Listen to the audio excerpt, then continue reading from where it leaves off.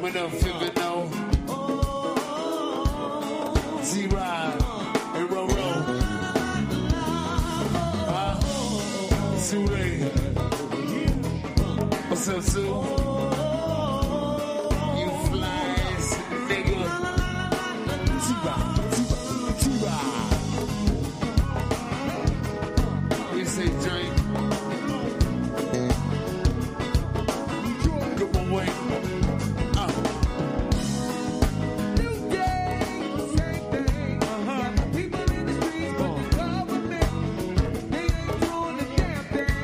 Turn up.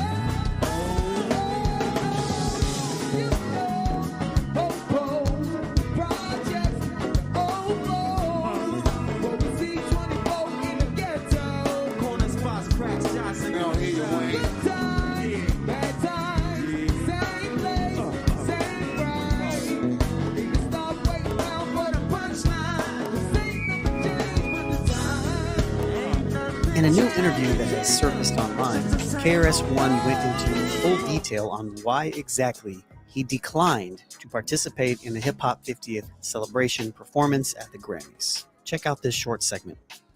This place, this institution can never side with, come under, understand the exploitation of our culture. Never will you ever see me standing in the environment where our culture is being exploited. Or if you do see me there, the next moment this thing's gonna fall. I'm there to bring this shit down. If you see me in a situation like that, you should say, yo, watch out. Something's about to happen. Turn your cameras on. Something's about to go down. Why is Chris here? Why? You know what? I really, like a lot of people that listen to rap music growing up, you know, if you was down with the emergence of hip hop, you know, you feel kind of touchy a little bit about you know, a lot of things about hip hop, where it's gone and the times change. I remember myself when I went to my pops and first told him to listen to a hip hop record. Let me think, which one was that? I think it was back with, like, I don't know. It was early. Wasn't that early though. But it was early enough. I think it was like Rapper's Delight or something like that. You know, one of these early records. And yeah, my pops was like, "What is that?" He was like a lot of people. He didn't think it would go far, right? You know, and he was wrong. I mean, rap went far. It was rap. I don't know if he really understood hip hop, and I didn't introduce him. I wouldn't say that was hip hop. That was rap that I introduced him to. So, you know, there's a little conflict about that. What's gone far? Is it?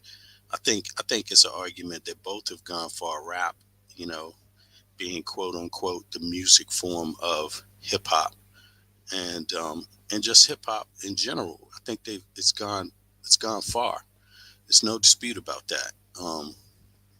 And today, you know, a lot of people from the 40s and the 50s, when they were around and saw, you know, in the 80s, you know, I'm talking about my parents' generation, they would be like, you know, hip hop, it was a little strange, but some of the hip people, my pops, he wasn't so down on it. He could see the connection between poetry and talking shit, talking jive. That's basically what he called it, talking jive, you know. And that's ironic because KRS, he was for a while a jive artist on Jive Records, you know, same record label as R. Kelly. But nonetheless, you know, I today have a different feeling. Even though, man, I was really into rap, uh, you know, rap, and I grew up listening to all types of music. Also, I'm from DC, so I grew up listening to go-go music. Even the early go-go records. I mean, the early go-go records were very similar to some of the rap records, actually, or if not even the same. I mean, like Sugar Hill Gang. What was it? Furious Five, Melly Mel. They did. Oh, I think it was Melly Mel that did "Pump, Pump, Pump, Pump Me Up." Yeah, and he took that Trouble Funk beat, which is a go-go band from DC, and did that.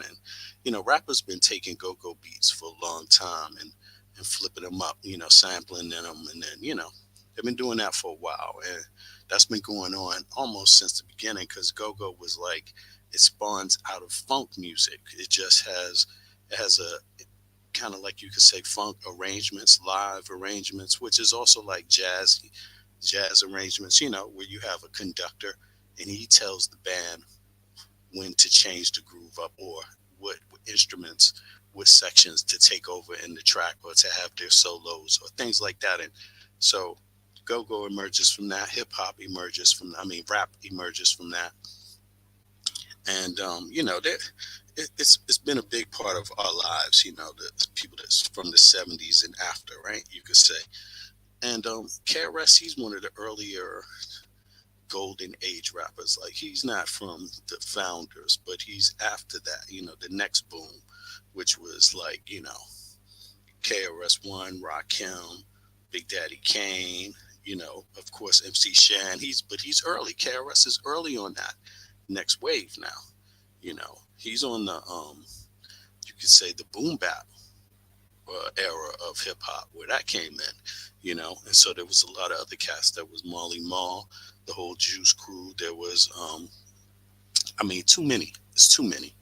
But in any case, so KRS has been around for a while. He's well known.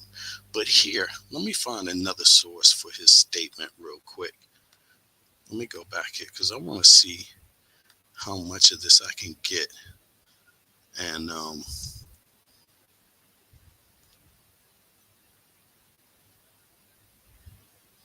want to see what that is. There's a lot of clips. People have a lot of clips, but okay, let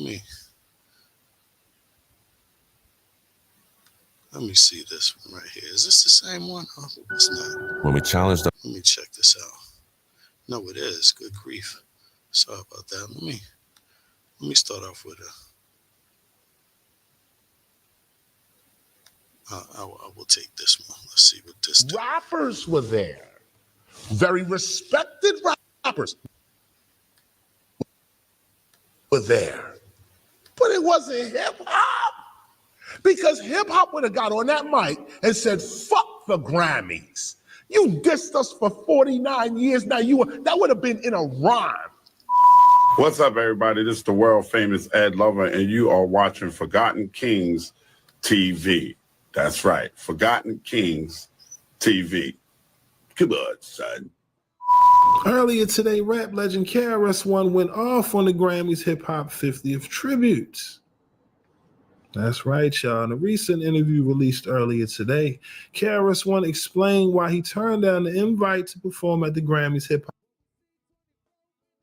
Hop 50th tribute. Of course, KRS-One took the invite as disrespect, saying that the Grammys waited 50 years to finally give hip-hop its proper respect and acknowledgement. Now, remember in the beginning, when the Grammys first, revealed the hip-hop category, they didn't even want to put that part on television.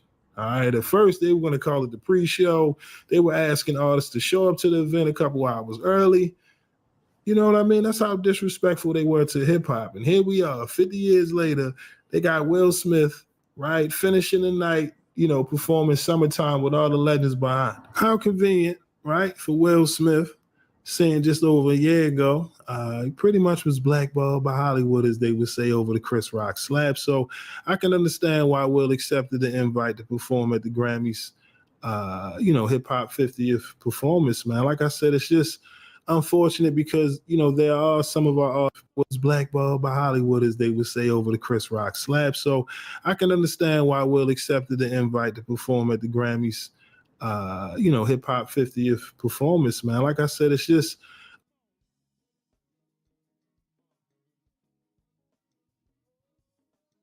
Right. Will Smith was banned from the Grammys for slapping Chris Rock. I mean, it shows you how fast time is flying, because it seems like we heard about that story so much and then the time went by, and now it seems like, damn, I almost can't remember, given the fact that it's all this other scandalous stuff coming out. I mean, good grief. When I'm thinking about Will Smith is not good right now.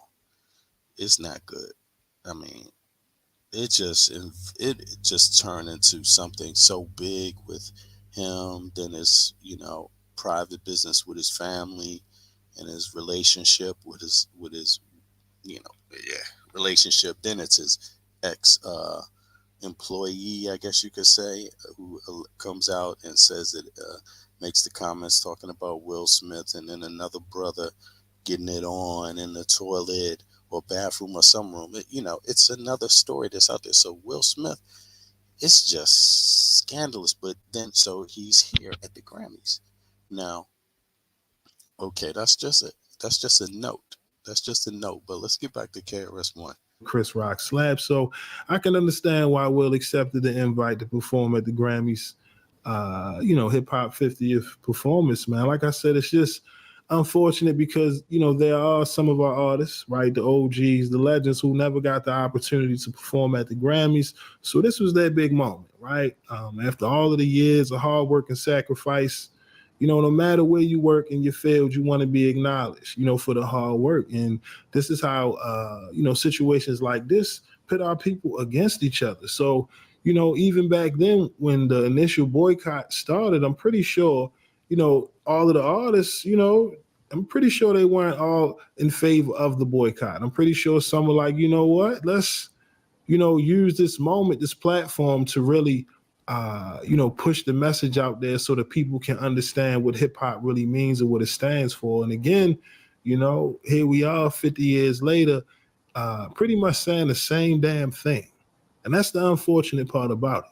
All right. So it seems like Forgotten Kings, they're also kind of like, the Grammys was late. So why are we just so happy to get up on there, now at the last, which is a consistent theme in our group's history, like kind of like being the last in the club, the back of the bus, it's always, it's like that. That's what we kind of are seeing. But see, I want to hear more about KRS at this moment, but what I have to say about that is, like, isn't the entire entertainment industry, the whole process like that? I mean, look, what would you call an artist right now that's like, let's say, got ripped off by Puff Daddy or Puffy allegedly, right? What would you say to that? All those artists, would you say that's the back of the bus treatment, and that's not the Grammys, right? What would you say just about the treatment of these kind of artists in general? Like, what would they say? You got Q-Tip. He's a famous Q-Tip quote from the group Tribe Called Quest. He says, he's noted for saying record company people are shady. You know what I'm saying? So, these are hip hoppers. It's the same hip hoppers that distribute KRS, or the same corporations that distribute KRS-One's records, that distribute, pretty much, or have for most of his career, maybe, or a good portion, at least half. I know he's been on a lot of different, he's been on he was on Jive for a while. I don't know how many, let's see how many records KRS sold on the Jive, but that's not the point. The point is he's been, he works with these same corporations now, just very simple. And that's been the history of hip hop. Hip hop has always been last. That's true. Right. But let me see something here. Let me just see if KRS makes another comment. I'm going to have to go back to that other one. I didn't want to play it, but I'm gonna play this one instead because it seems like he have a lot of words on it. He's playing the video more. So let's go. So I look at myself and I carry myself a certain way. I restrict myself in a certain way. I discipline myself in a certain way because I know who I am in this culture. You're in the temple of hip hop. This is our home. This place, this institution can never side with, come under, understand the exploitation of our culture. But it's been exploited the whole time. It's been exploited the entire time. That whole 50 years has been exploitation, pretty much. And if you were to ask, I would be pretty sure if you just rephrased the context, like took it out of the context and asked the same question to KRS, the answer would be yes. If you ask KRS, has it been like that the whole time? That rap, hip hop, or that culture has been always last, late in the acceptance on the, corporate level or by this entity, those corporations? The answer would have to be yes. So I just want to mention that, this is where I think it's kind of interesting here because, of course, the context here is KRS explains why he didn't go to the Grammys hip hop 50th anniversary. And I just want to remind people that it's not only KRS that didn't go. It's one of his main mans that didn't go to it. That's also, I believe, I'm pretty sure, correct me if I'm wrong, Afrika Bambatta also, I believe, did not go or was not invited or was not present or didn't show up or boycotted, or got an offer and said no, or didn't get an offer, or got told no, don't come. Who knows? I don't know. So, but I'm just saying, if you know, tell me. But that's his man, Bambatta. And if you know, Bambatta is one of the, let me see here. Look, we just go to this.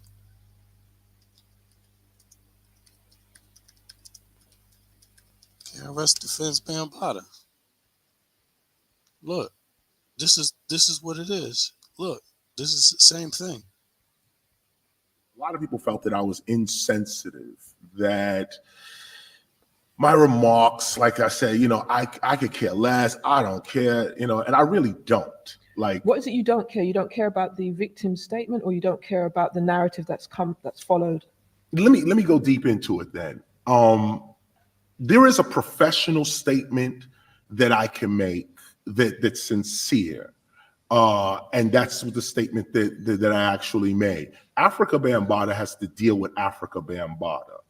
The accusations made against him are made against him. They're not made against hip hop. On top of that, nothing that Afrika Bambatta did within and for hip hop is to be taken away from him because of these accusations. Now, many people felt that was insensitive. They said, what I should, I guess, join the bandwagon of people that was incriminating Afrika Bambatta.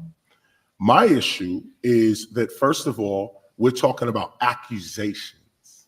That's what we're talking about. Afrika Bambatta himself says, they're all liars, and this is not the truth. This is not the case. He vehemently disagrees with this. His lawyer has put out statements. They're ready to start suing people. Bam is against this. The other four people, though, they came forward. Nah, this is real. This is true. Right. Now we're sitting here with no evidence, no conviction, nothing but accusations. Right. But one of the things that we have to bear in mind is that I know that you're saying that these allegations are against the individual, not against the culture. Right. But it's the culture that actually, if these allegations are true, yes, that added to their reticence in coming forward. A hypermasculine culture whereby abuse can be argued away. well, you know, she's of age. Look what she was wearing. And there's also a great deal of ignorance. If there's same-sex abuse, allegations, or whatever. Oh, you're saying he's gay. Right. Sexual orientation and abuse are often definable solely by the individual. Right. What we have to bear in mind is that not everybody comes forward at the time, because we broadly don't know the trauma that's been enacted upon somebody. Wait, I'm with you. I'm a journalist. I know. Right. Yes. Okay. But, okay. So we have to. Granted. I think what we have to bear in mind is that there is also the reality that people who matter a great deal and have met and have actually narrated, they've soundtracked our lives. An allegation like that can completely destabilize our perception of who they are. Why? Because they're human. Yeah, but then so why do you care less? Because they're human. So you think they're human. So if they're human, and isn't part of being human, being humane to those who have the courage to step forward into an enormous arena? No, these people work for the FBI. This is a whole different thing we're dealing with. When you're talking about Afrika Bambatta, first of all, you're talking about the person who invented hip hop, not participated in it. There was no hip hop before Afrika Bambatta. Let's start. So that was the point. You see that right there? There was no hip hop without Afrika Bambatta. That's KRS-One's testimony. That's his statement. There. You're talking about Afrika Bambatta.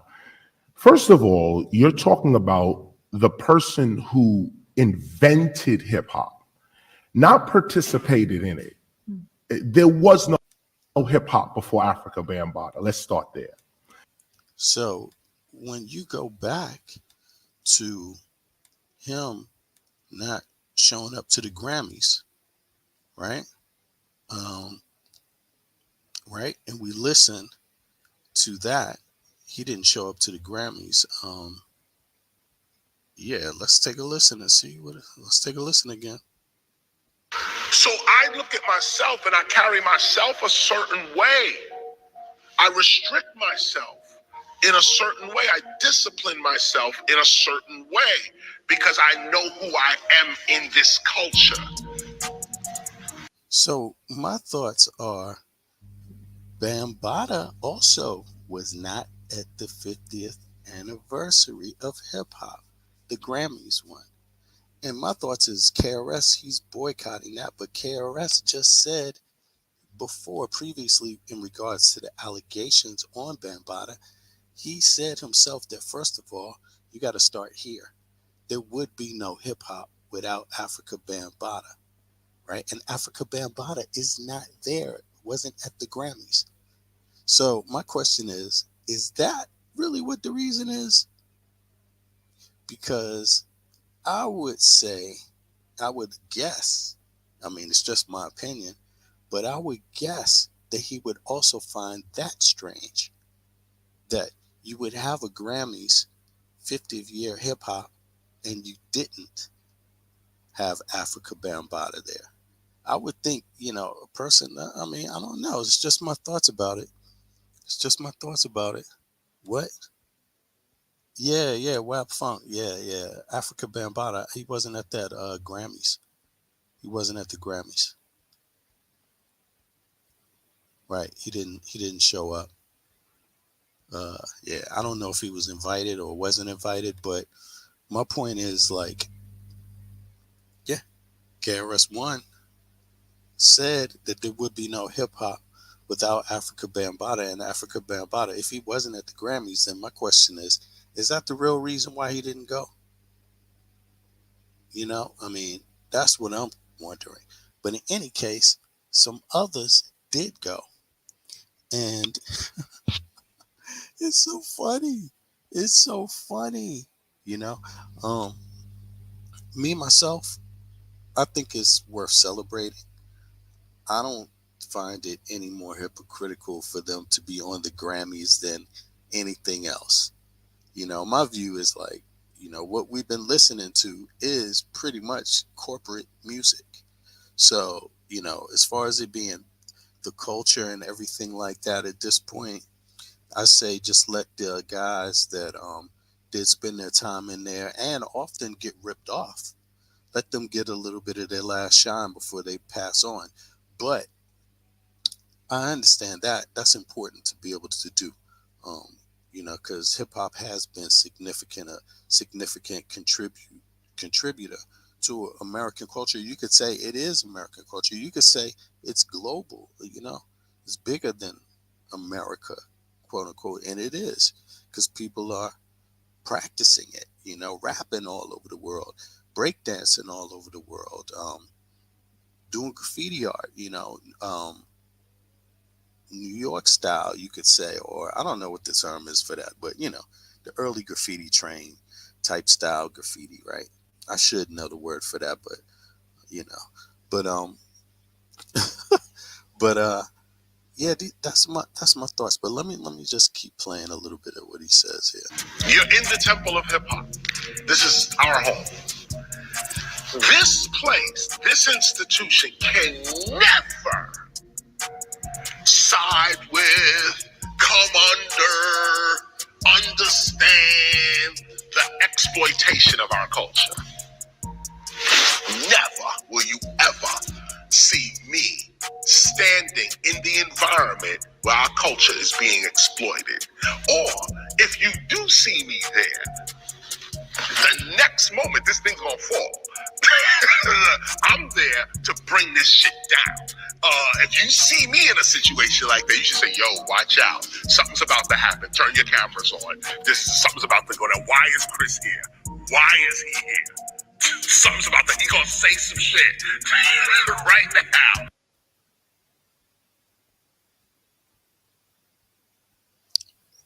Yeah.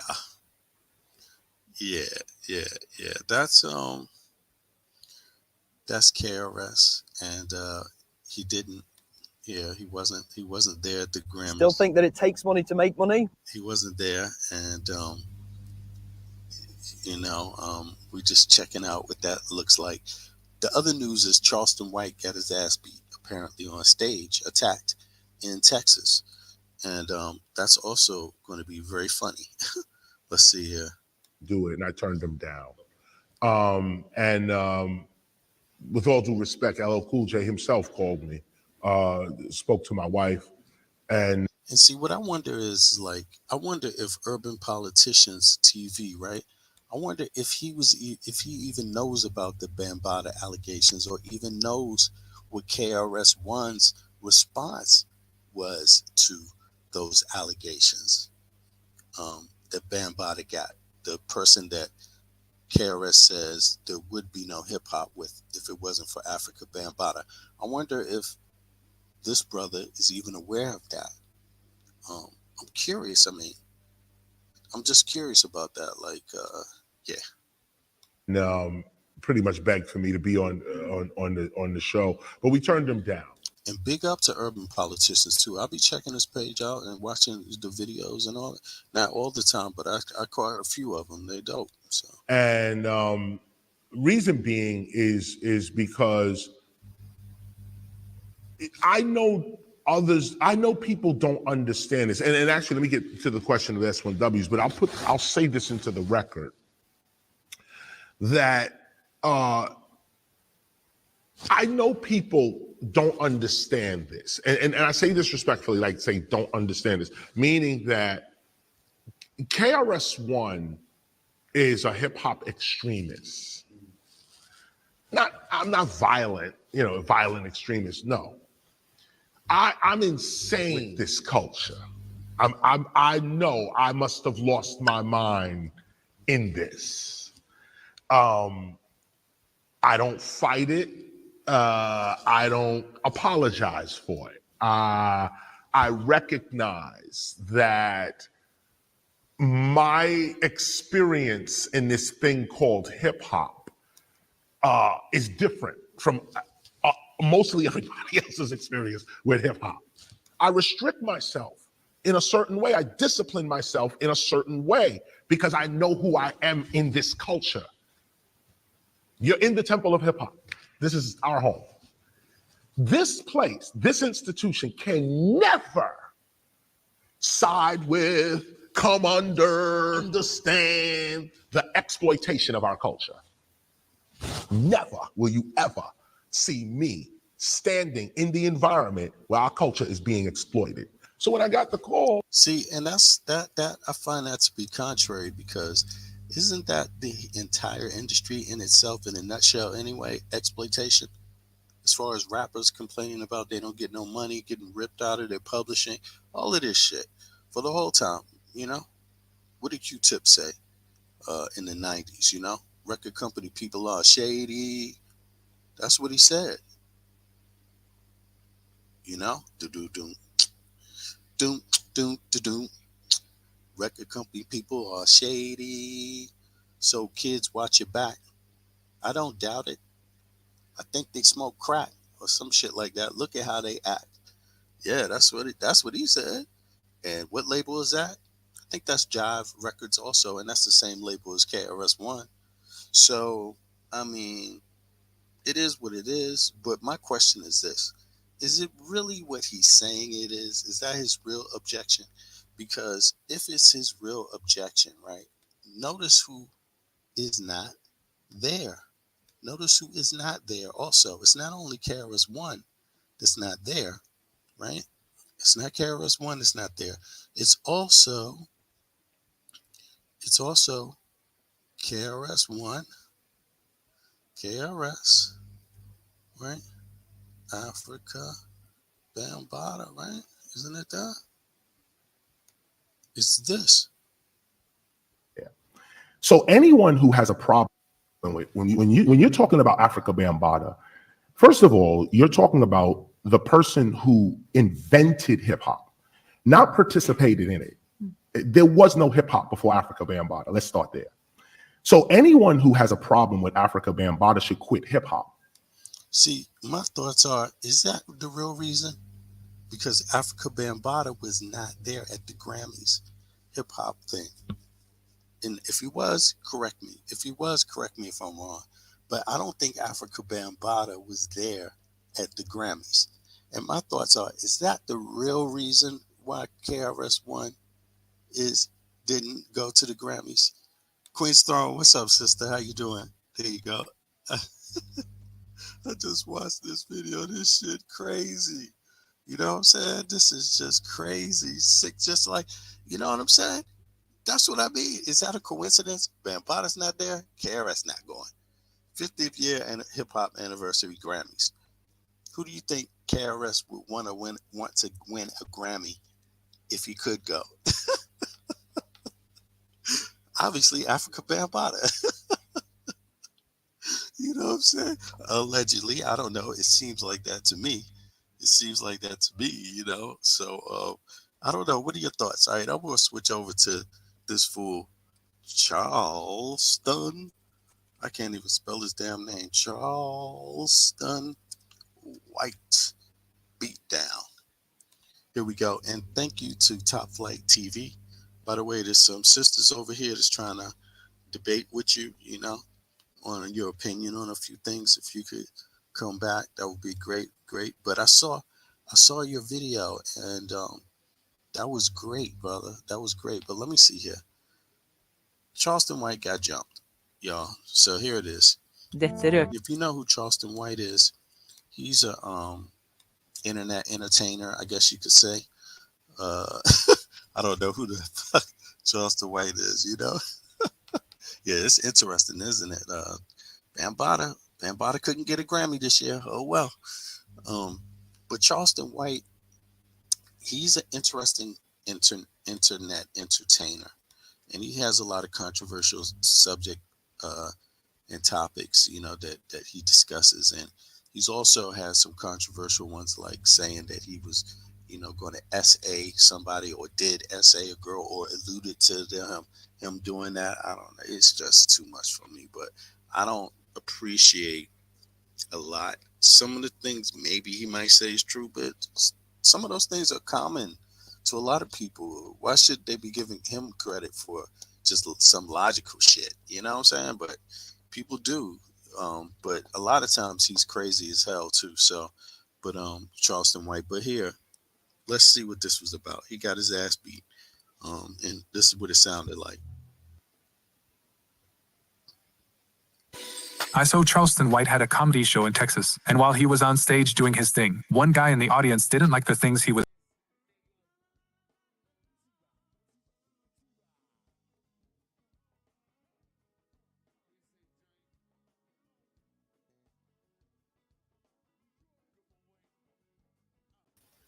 Oops, sorry about that. I cut myself out. Here we go. Let me pop this back on. That was not even the right one. I didn't want to hear that narration with this dude. Let me see. Let me go back one.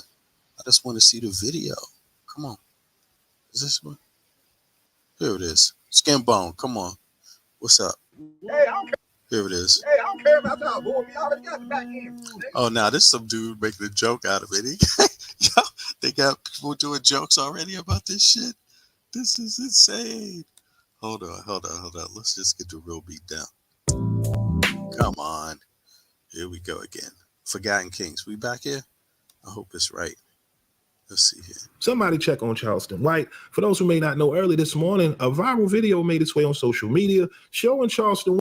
That's right, y'all. Y'all heard me correctly. Somebody in the crowd decided to test Charleston White's gangster.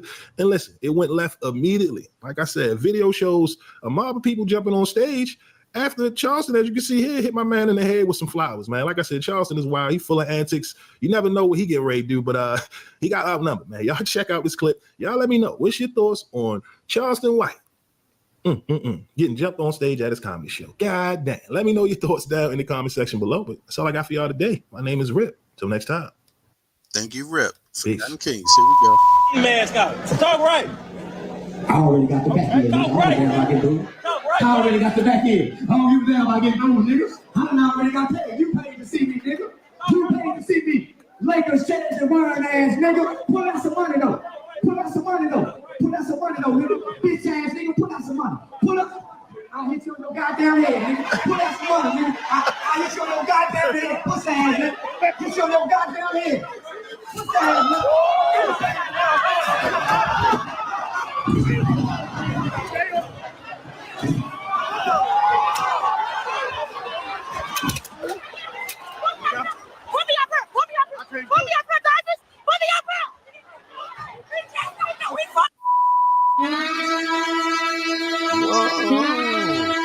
That was crazy.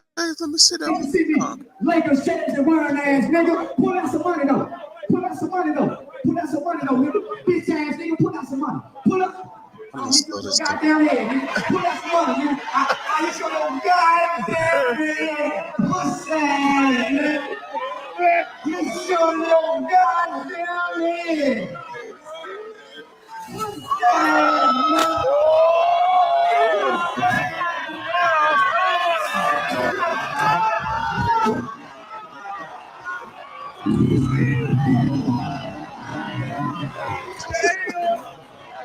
Oh my God.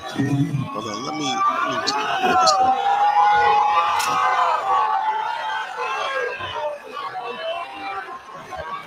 Bitch ass nigga, pull out some money. Pull up. I hit you on your goddamn head, nigga. Pull out some money, nigga. I hit you on your goddamn head. Pussy ass nigga. Hit you on your goddamn head. Pussy ass nigga.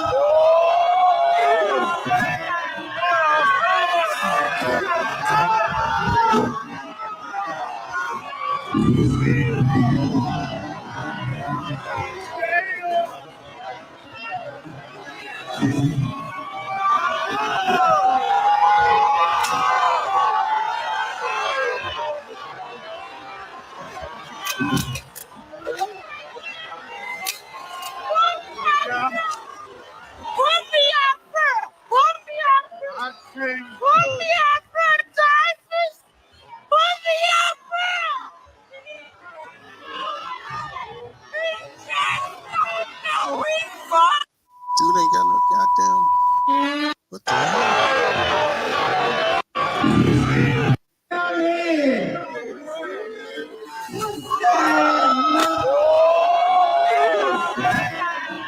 pulled out a knife.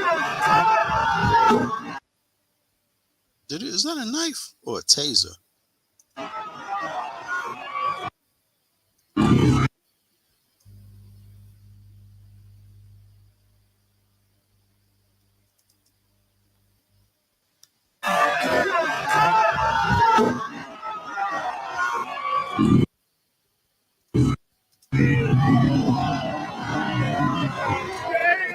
He dropped it?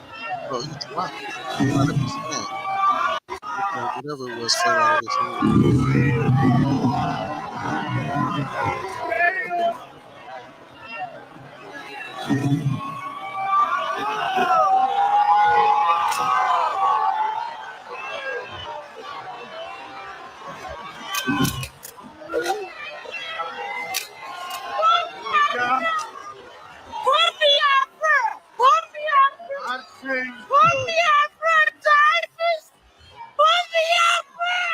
Was that is that a security guard?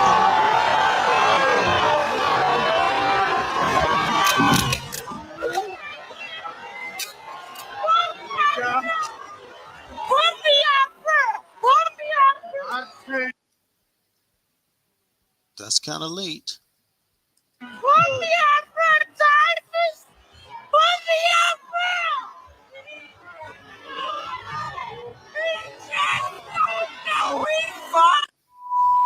Dude ain't even got his man. What the hell?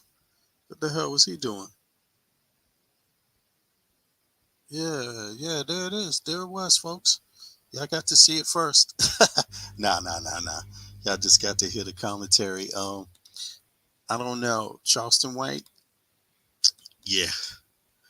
I think when you go out there and you talk this way, I don't think it's necessarily what he says all the time. It's how he says it. I mean, in life, it's going to pay to have a little bit of humility and also not so much indifference so quickly, just over opinion, you could say, because, I mean, come on, man. This is this guy's show. This is show. He's at his own show. This is what happened. This is weird. Body in the crowd. This is so weird. I never. Yes, God. Talk right. Oh, we got the back here. I already got the back here. Oh, you damn, I get through, nigga. I done already got paid. You paid to see me, nigga. You paid to see me. Lakers, chairs, and wine ass, nigga. Pull out some money, though. Nigga. Bitch ass nigga, pull out some money. Pull up. I'll hit you in your goddamn head, nigga. Pull out some money, nigga. I'll hit you in your goddamn head. Pussy ass, nigga. Hit you in your goddamn head. Pussy ass, nigga. Yo, he's going to get a charge for this. Yo, dude is going to get a charge for this. This is stupid. He's going to get a charge for this. This is, what's up, pumpkin? He's going to get a charge for this. What is this, man? This. Well, most people want to avoid cameras, but he just like, you know what? I'm going to catch a civil case today. Or criminal. It could be both. This is a prime example of it could be both, because this was not just, it didn't just happen to him. This got broadcast all over the world because it's Charleston White, the entertainer. He just got knocked upside the head by Charleston White. With this, I don't know, where's the world coming to? Everything is all over the place, man. Which way is up with these entertainers? You got Will Smith. Did you know Will Smith came to the Grammys though? His wild ass showed up. But yeah, that's another amazing feat. I don't know how that happened, but yeah.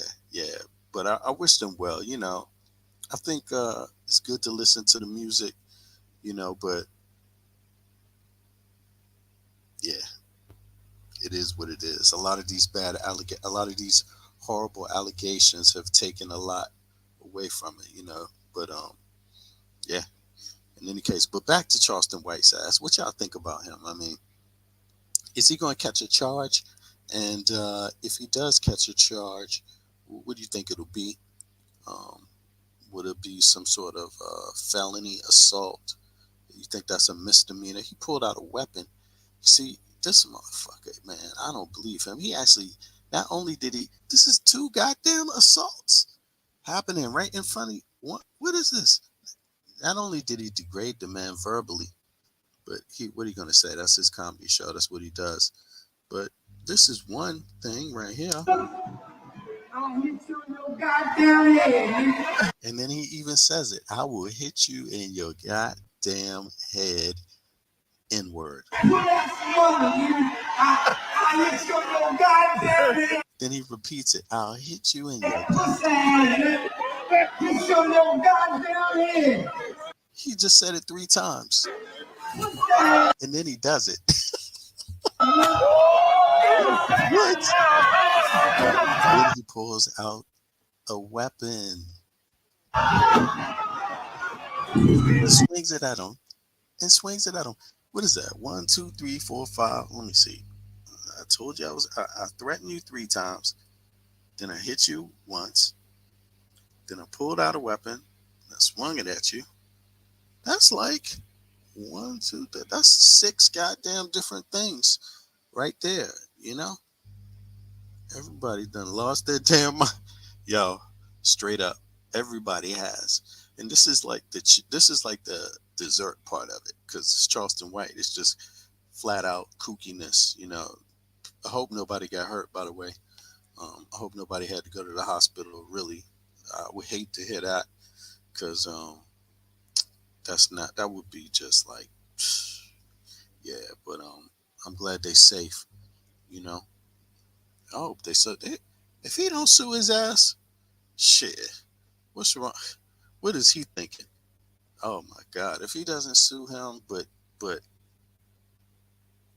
this is, I think criminally they might have to do something, because this is on camera, and once the police see it, I don't even know if they need the witness, because the witness is there on the camera. They don't need witness testimony, do they?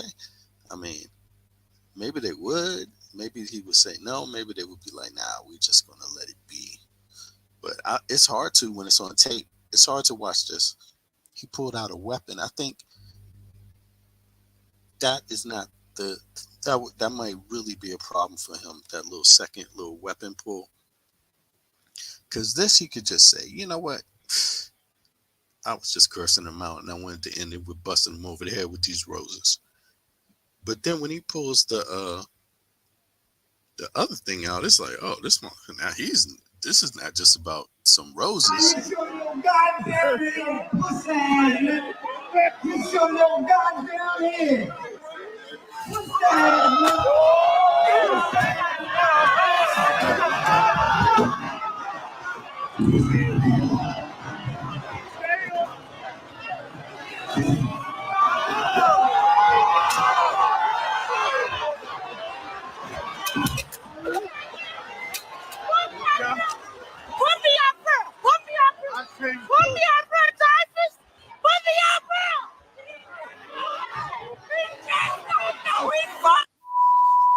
I don't know. I'm starting to think this damn thing is a hoax, you know, just watching this shit now. It's like, is that choreographed or something? Like, maybe I'm looking too much into this. I'm like, what is this? It seemed like a whole lot of shit happened, but did anybody get hurt? That's what I'm wondering now. I guess it's two of them. One is the uncle and the other is the nephew. Yeah, that's what I heard. I did see another video where they were speaking. I believe they were speaking with him, right? They were speaking with the nephew. And the nephew was like, yeah, that's my uncle, and blood is thicker than... Matter of fact, let me just go to that one. Let me see. Where is it at here? Charleston White beat down nephew. Nephew speaks. Let's see. Here it is right here. These damn algorithms. Go. What is that? All right. Okay, urban politicians already did it. So we back here again. Let's see here. Where is the nephew? Is it right here? Oh, he got a whole lot of it. Put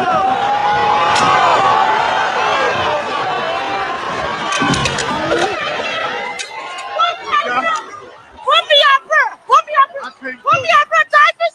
Put me up here!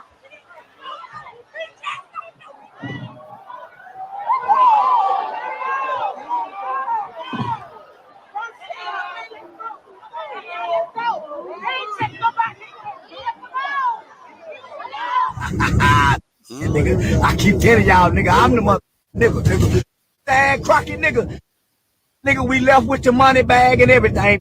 Nigga, we had a great show. Had them bad niggas in they feeling. This, that comedy, make them niggas poop. They were pooped in the ground.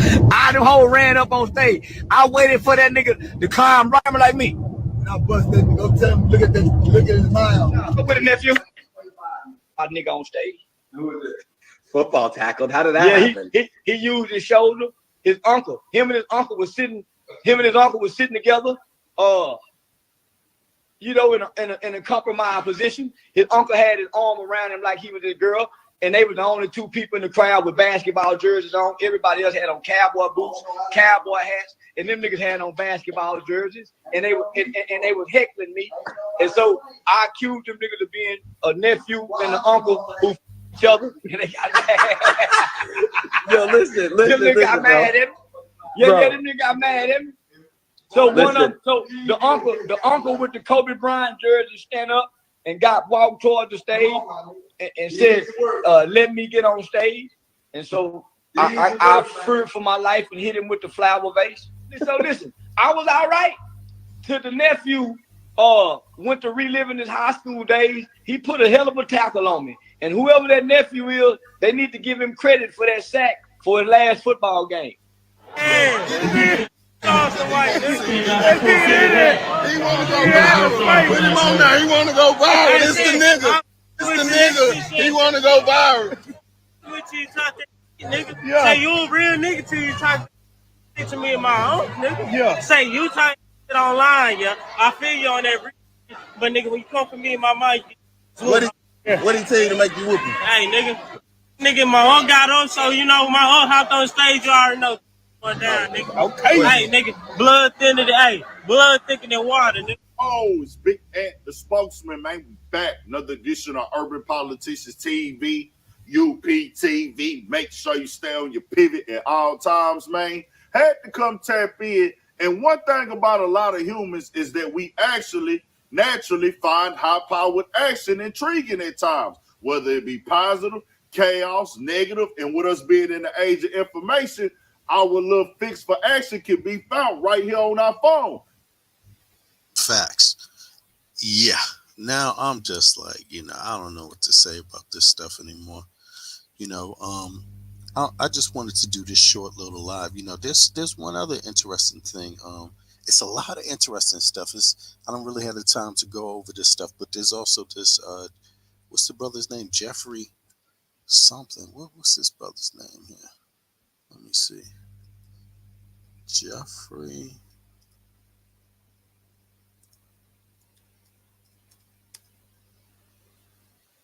Is it the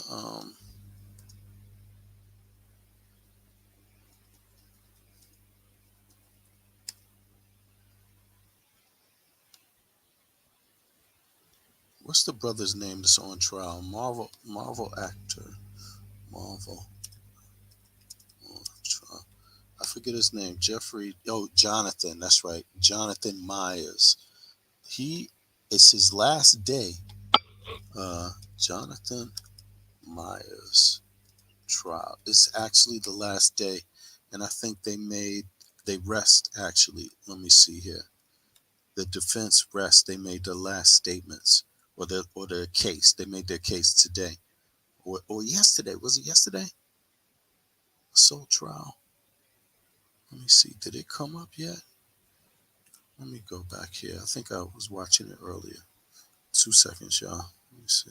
Jonathan Majors.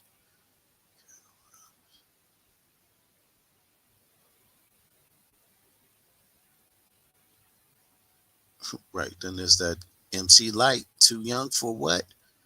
Oh my God, it's full of this. Then there's the Brashear Gray, speaking on being a victim of Diddy and Will Smith, saying he got blackballed. I mean, there's just like shit is all over the place today. But hold on, where's this Jonathan Majors trial? It's coming up. Where was it?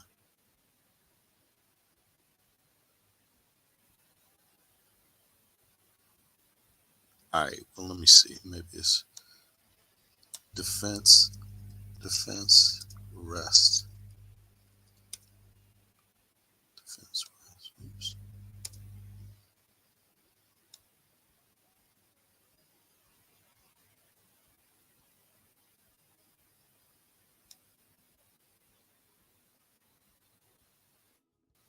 And closing arguments are expected today in the Jonathan Majors domestic violence trial. The defense rested its case yesterday, and the judge released new evidence, including video, audio, texts, and photos.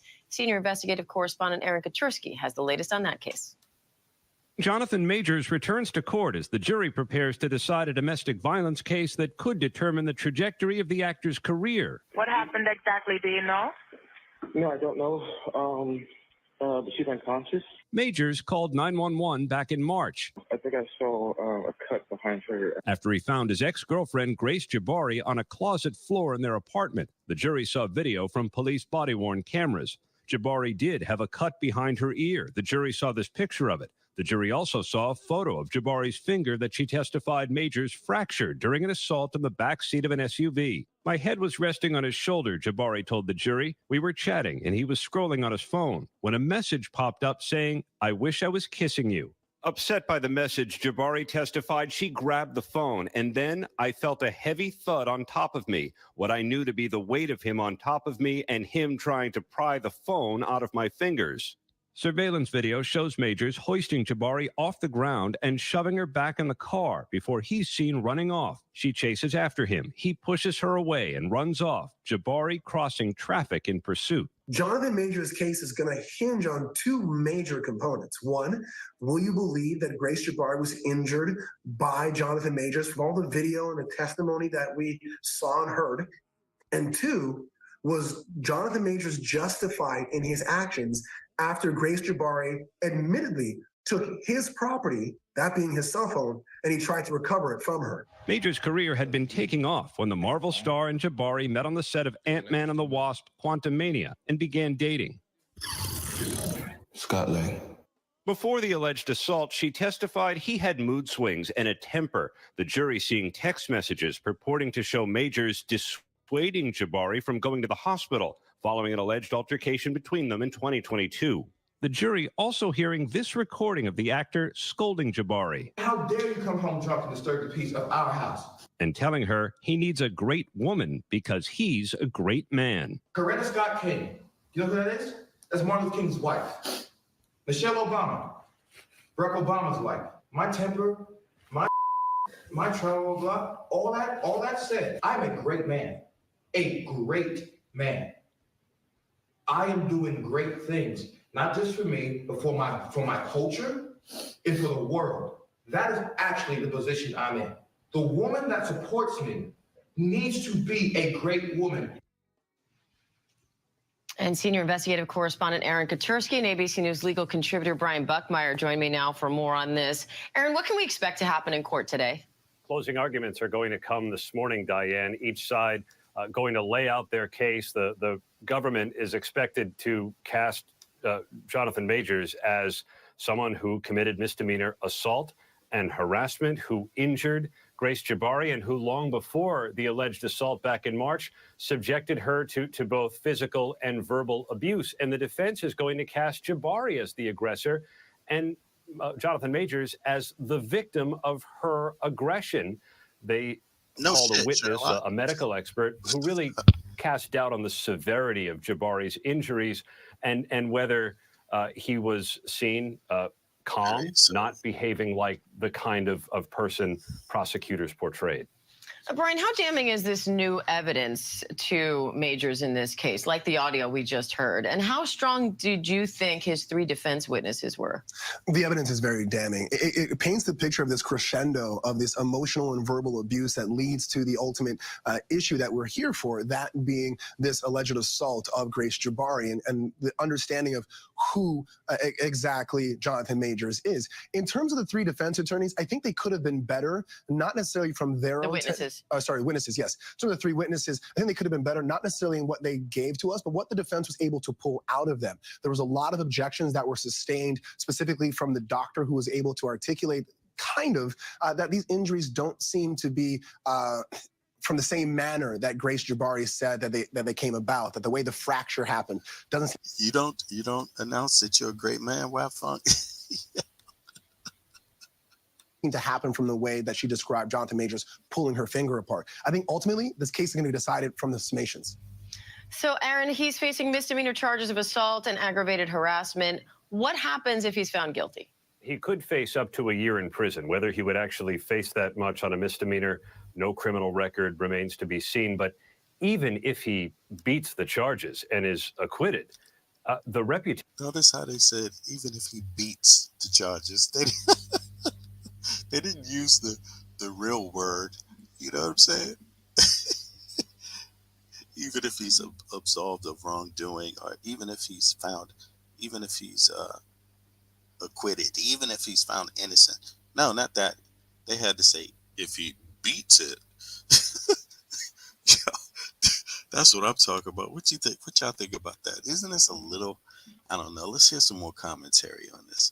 This is believe what you want to believe, but brother who's been who's telling what his defense would be, and he's giving some commentary. Mark Nicholson. I'm sorry, Law. Yeah, he's actually been interested to peep. But so this is day 11, right? And that's today, right? Here we go. Boom. Let's catch up. I'm attorney Martin Nicholson from the law office of Martin Nicholson, also known as the Battery Man. And I'm here today to talk about day number 11 of the Jonathan Majors jury trial. Yes, I've been covering this for 11 days. And today is the day that jury deliberations began. They start off with the closing arguments. The prosecution gave a closing, the defense gave a closing.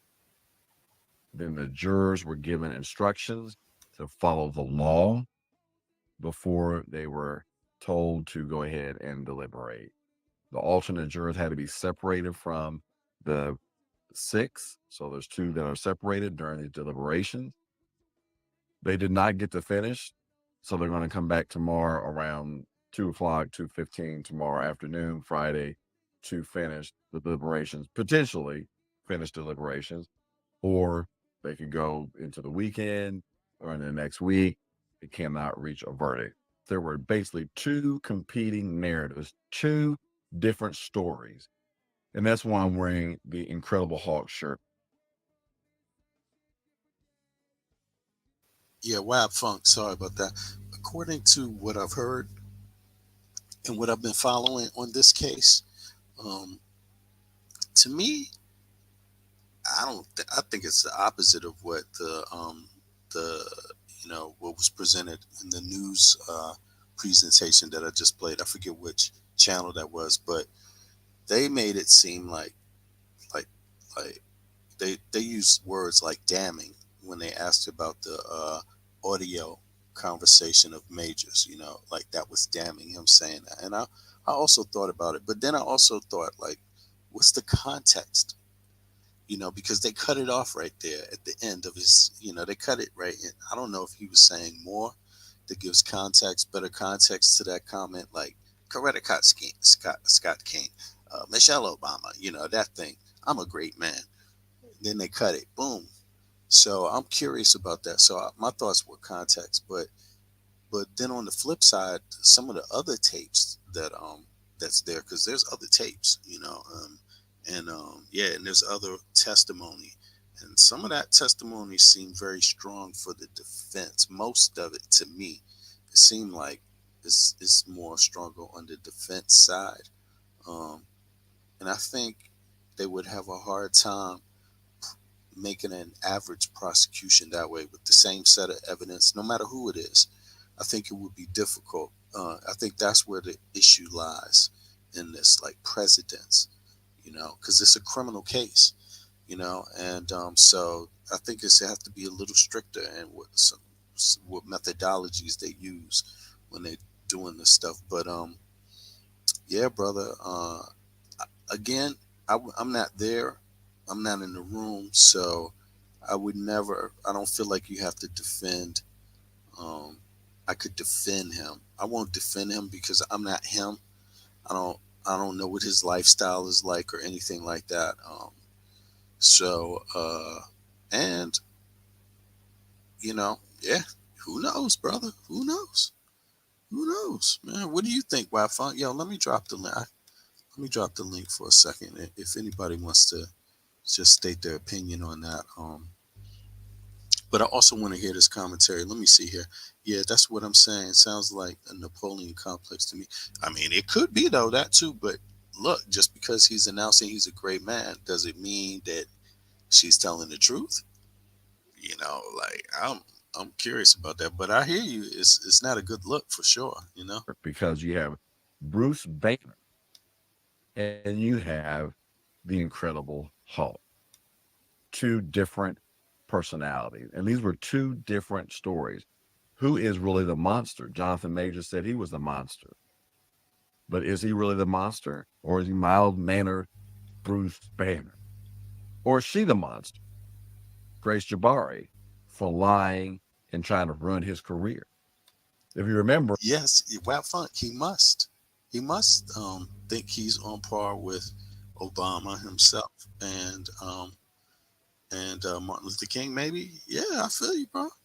What's up, Pumpkin? Hey, oh man, I don't care about this dude. He deserves, but I don't think he did too much. Your internet is going out. Oh, can you? This is my can phone. You hear me? Your internet I can't is help going it. I heard you, but my phone. Can you okay. hear me? And I'm on my phone. Yeah, that's what I'm saying. You can't hear me then. Oh, wait a minute. I know what it is. I know what it is. It's not that. I'm on my earphone. Let me take my earphones out. Just wait a minute. I'm going to take my earphones out. Okay. Yep. Let's see here. But in any case, that was my opinion. Wild Funk. Like, I don't want to rush to judgment. I don't want to condemn him, and I don't want to condemn the lady that's making the claim against him. The police did arrest him, and that's a point that this lawyer brought up. I think he's going to mention it soon about what that's like. You're the dude that calls the police, but the police lock you up. You know what I'm saying? Like, how does that make sense? Or what do you do about that? How does it look when that's the case? What was he supposed to do in that situation? If he should he call the police at all, or should he have not called the police? You see, like. Can you hear me now? Yeah, I can hear you. Oh, I'm sorry. I can hear you. Yeah, I had my earplugs in. That's what it was. Okay, no worries. Yo, so what do you think? Me? Go ahead. Hey, if that's who you want to mess with, you got to take what the good with the bad. You got to take the good with the bad, because it's a relationship. I've never seen it fail. As soon as a black man does something, it's all on. Oh, he did this to me, and they start that crazy ass. Excuse me. They start that crying, and they start. Oh, he hurt me. He hurt my finger. Well, you should have kept your doggone hands off of what don't belong to you. If you didn't look at his phone, you wouldn't have known what was said. If you look for trouble, you find trouble. That's another thing he brought up too, that she took his phone. He was trying to get his phone back. So where in it does his right to get his phone back to take his phone back. Where And in then it does his right fit there? How is he supposed to accomplish that without grabbing for the phone? And even if you grab for the phone and you do scratch somebody, did you do it on purpose? And why would you scratch them? Because you were grabbing your phone back, right? So, Web Funk, what's up, bro? Hold on, Beverly, go ahead. Yes. No, I was gonna say, and then she followed him, and then she went behind him. From what I heard, it sounds like she almost got hit by a car, because you don't run in front of cars in New York, because they'll run you over and keep going. They don't care. They don't give a damn. They'll run you over. So she was told to, in my opinion, she was the aggressor. Okay, Web Funk, what you think? You there, bro? Them phones, man. There you go. Them phones. Yo, son. How you feeling? Them phones. Yeah, look. From the outside looking in, I just heard the last little bit. That little speech that he did. That kind of put me on edge a bit, because I felt like it was very much a Napoleon complex coming out. So it's I mean, didn't he have that thing a while ago where he short? How tall is he? He broke up a fight. He broke up a fight or something like that, and it was on mainstream media, and it just looked so staged. Okay, I didn't see that. Yeah, and you know that was after the allegations about him came through. I think so. It was almost like media damage, like you know. Yeah. Damage control. Right. But let me ask you this, Web. If it was you, and that's hard to say, you know, it's hard to just switch places with people, but let's just say you could, right? As a hypothetical. If this was you, logically in New York City, black man, got a lot of money, you with this other lady, right? Yeah. And you're in the Me Too moment, right? Yeah.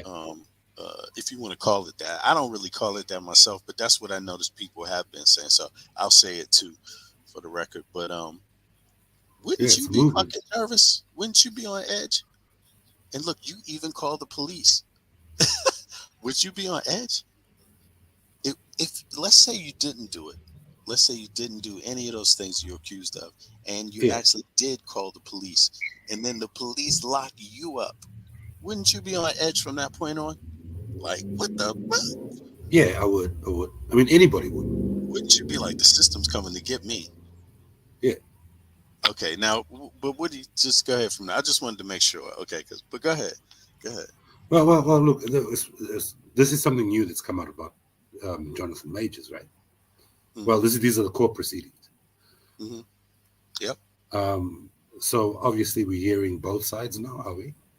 I think they heard both sides, and now the last day has been the defense just rested today, and I think the last thing you will hear is the prosecution.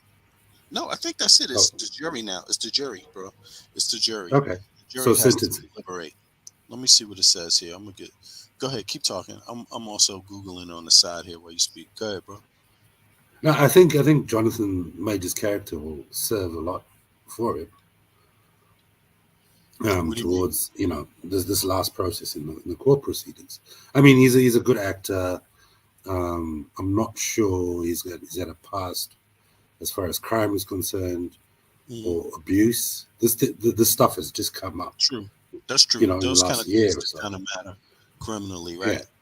Yeah. So these in these cases of alleged abuse and stuff like that. Is this an allegation? It's a criminal. No, he was charged criminally. For? So it's beyond that. It is an allegation, though. I mean, he's charged with the crimes. I think Until sentencing. Yeah. What is he? Hold on. Let's see here. What was he charged for? I think it's gonna say it here. Let me just go read a little bit of what they have here. This is from the 14th of December, 2023. At 3:45 p.m. That's Eastern Standard Time, USA.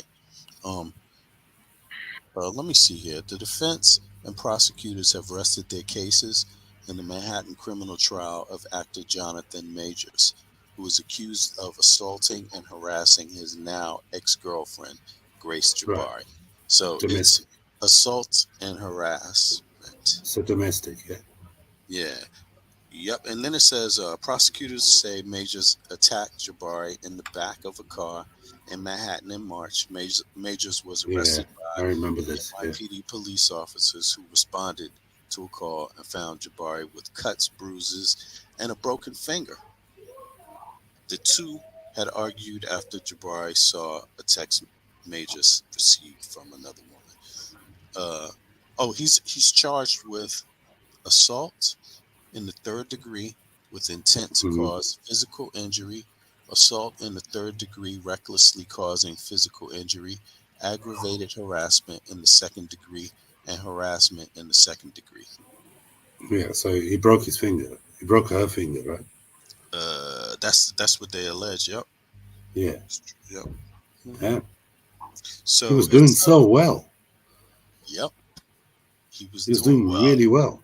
He had those allegations that came out with that picture that he did with the other brother, and they were like, "Oh, it's giving off gay tendencies and stuff like that." But other than that, he was doing well. Yeah, he was. For him to take this Cuba Gooding route, kind of shocks me, because he was on a level. He was definitely getting some good action, good roles, and yeah. I mean, man, he could probably get some better ones, but I've seen a few of his films. Not now. Yeah, not after this. He's got the Marvel films, also. But I don't know, man. I feel bad because either way, there's a situation here where it's like, if you feel bad for him, somebody's not gonna like it, and if you feel bad for the woman, somebody's not gonna like it, So it's a funny feeling with this one, but what I caught. He don't risk no jail time. This is second and third degree stuff, man. Come on, this is nothing. What's worse for him is probably the civil what's going to come after, because second and third degree. Come on, you heard what it's about. He won't do jail time for this, man. Especially hopefully not. Yeah, this story, the way the evidence has come up. I don't, because you got to remember the news article reads one way, but the facts read another. What sort of piqued my ears was him talking about Coretta Scott King and Michelle Obama. Like, are you trying that hard? If you're not guilty, you don't need to bring all that sort of stuff. But listen, man, here, check this out. But this is what I find funny about that. Who's recording it? Who is recording that conversation, man? Why does somebody have to is that not what he said in court? No. That was one of that's some recording that's made from between him and his part of the domestic dispute. Wow. I find that so strange. Like, so you have she's got a leg to stand on then, because like I said, she could claim that this dude got a Napoleon complex, and these are the things that he expects of me as a woman. But look, these kind of things doesn't. What matters most is like who puts the recorder on first. Yeah, man. It's the day and age, man. It's the day and age. Crazy talk, right? Like, we don't know. I don't know, man. It's the day. He could have been set up. I don't know, but for him to jump into that diatribe.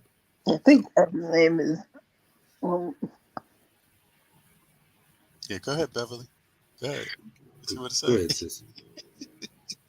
Go ahead, Beverly. I'm attorney Martin Nicholson from a law office. Oh, I'm sorry. Go ahead. Oh no, I was I don't know. Beverly, you think he's trifling, don't you? Excuse me? You think he's trifling, don't you? Yeah. Or do you think she's trifling? Which one? I ain't gonna say trifling, because I don't know him like that, but all of it's crazy. He got what he wanted, and how can I say it? I'm not with it. I ain't with that black and white thing. I have a son, and I've always told my son the black race has every color was woman want. But she excuse me? Is she white? Yeah, she's white. Oh my God. Game over. That's exactly. I didn't say no more. And I thought my son don't mess with him. It never I looked failed. at the name and I thought this was a sister. I was like, oh, he's got a chance.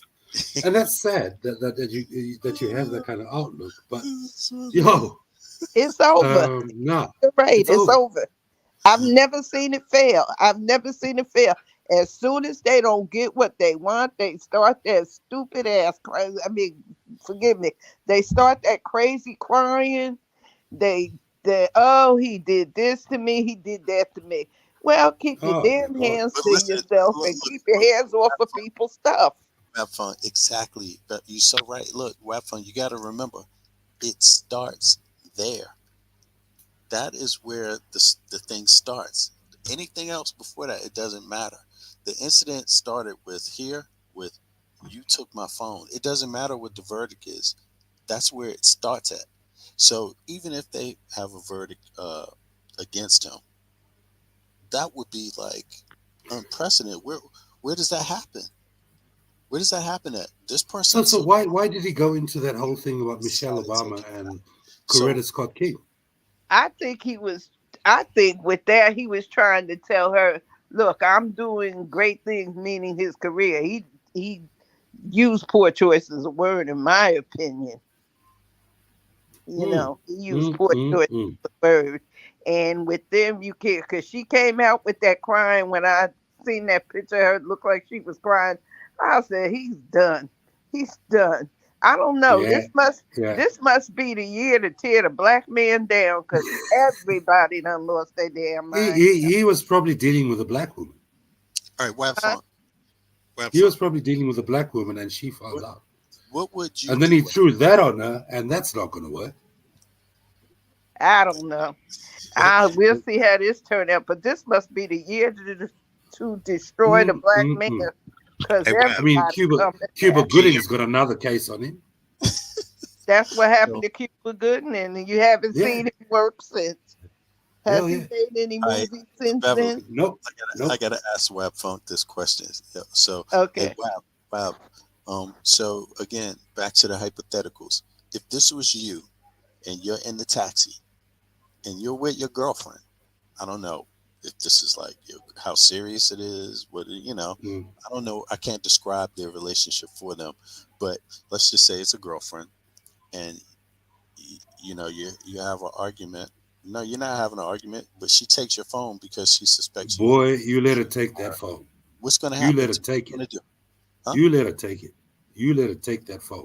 What's that? You certainly don't fight back for it, especially in a taxi. Yeah. You don't take let the her phone take back. it.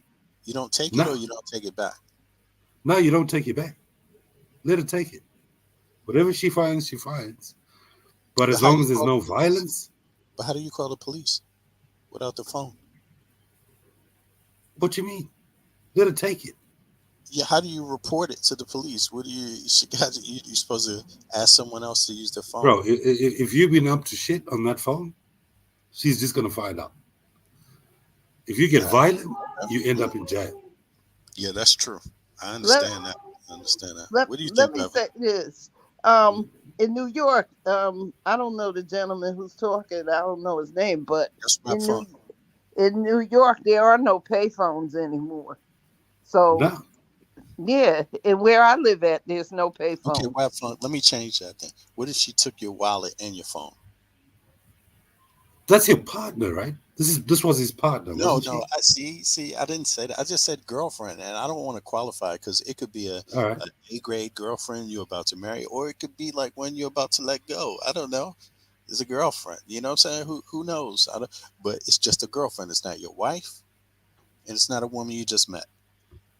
Well, look, if she first of all, she wouldn't be able to take my wallet. You're messing around with her. You seeing her. You having romantic. She wouldn't be able to take my wallet. But she grabbed my phone. Why wouldn't she be able to? You can't do nothing about it. You can't fight in my back. pocket. You can't fight back though, because then you will get blamed, right? No. Let's say she's no. grabbing for your pockets to get Listen, you. listen. He's $1 million man. He's $1 million man. That's so true. Yeah. You can't throw away that shit.